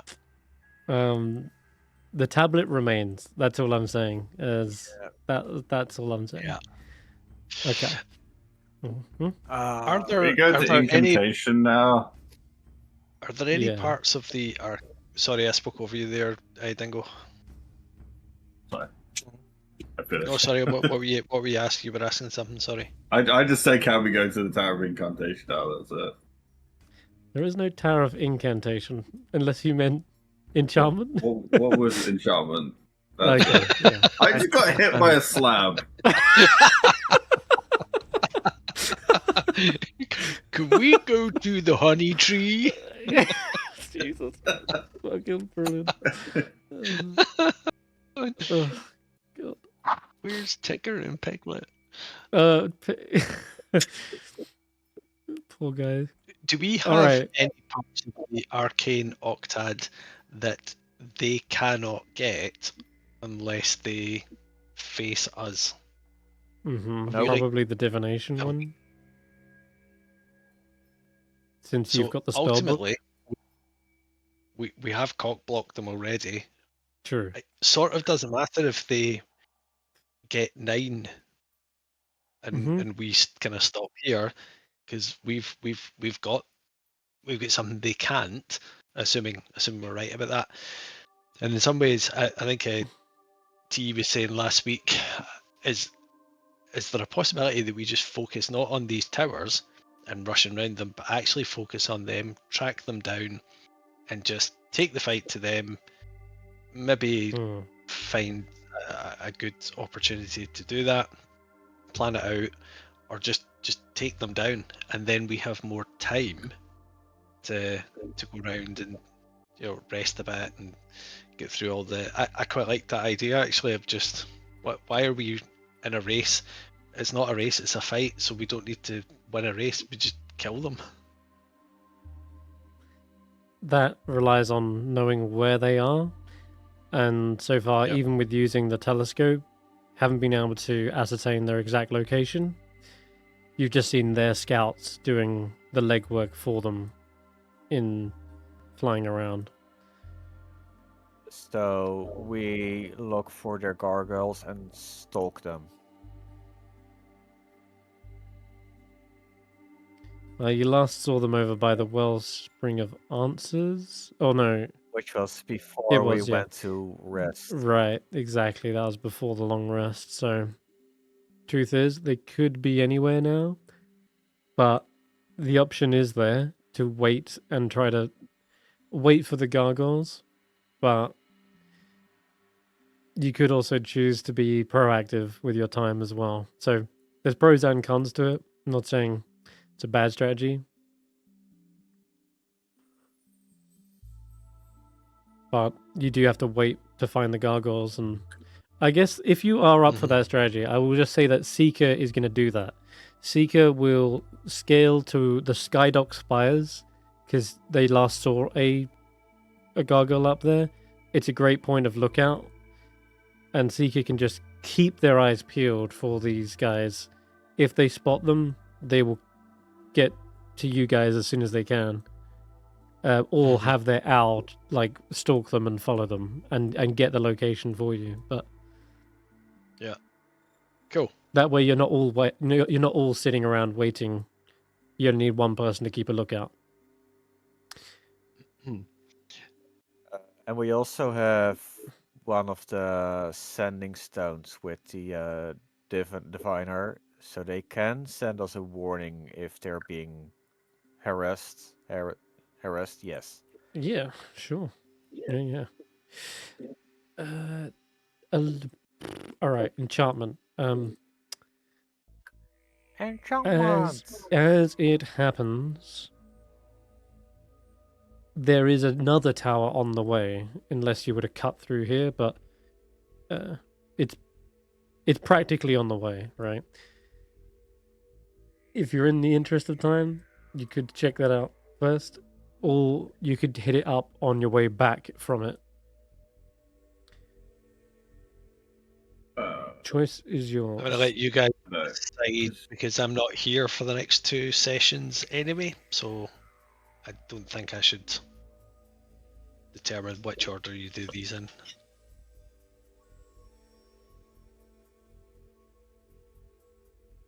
I don't know. I mean, it's getting kind of late, so we're already kind of gonna start whatever one we go to anyway. I'm aware we're probably at the end of the session, but it's nice to know just ahead of time to set up so I can be more prepared as well. That's all. Yeah. Well, I'll be there as always. Oh shit! Which tower do you think we should go to, Steivei? Holy fuck! Oh well, since we have the statue, I kind of want to just go to the obelisk thing to turn back time or something. I think there could be something there that works. We have the statue, so we're not really in a hurry. It's not that heavy to carry. It's 800 pounds. 180. Yeah. That's like Tracker's been on serious protein shakes. That's like half my carrying capacity. Seriously, that's nothing. That's one hand. Steivei, I can't hear you. Your mic Can you sounds guys? like your mic sounds to be getting like cancelled or something. Yeah. Is I think I don't know whether it's noise suppression or something, but Still nothing, mate. Oh, no. there you Yeah. go.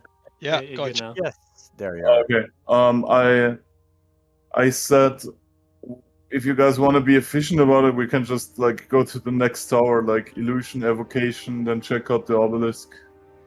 I don't think it really matters in what order we do things. Okay, sure. Okay.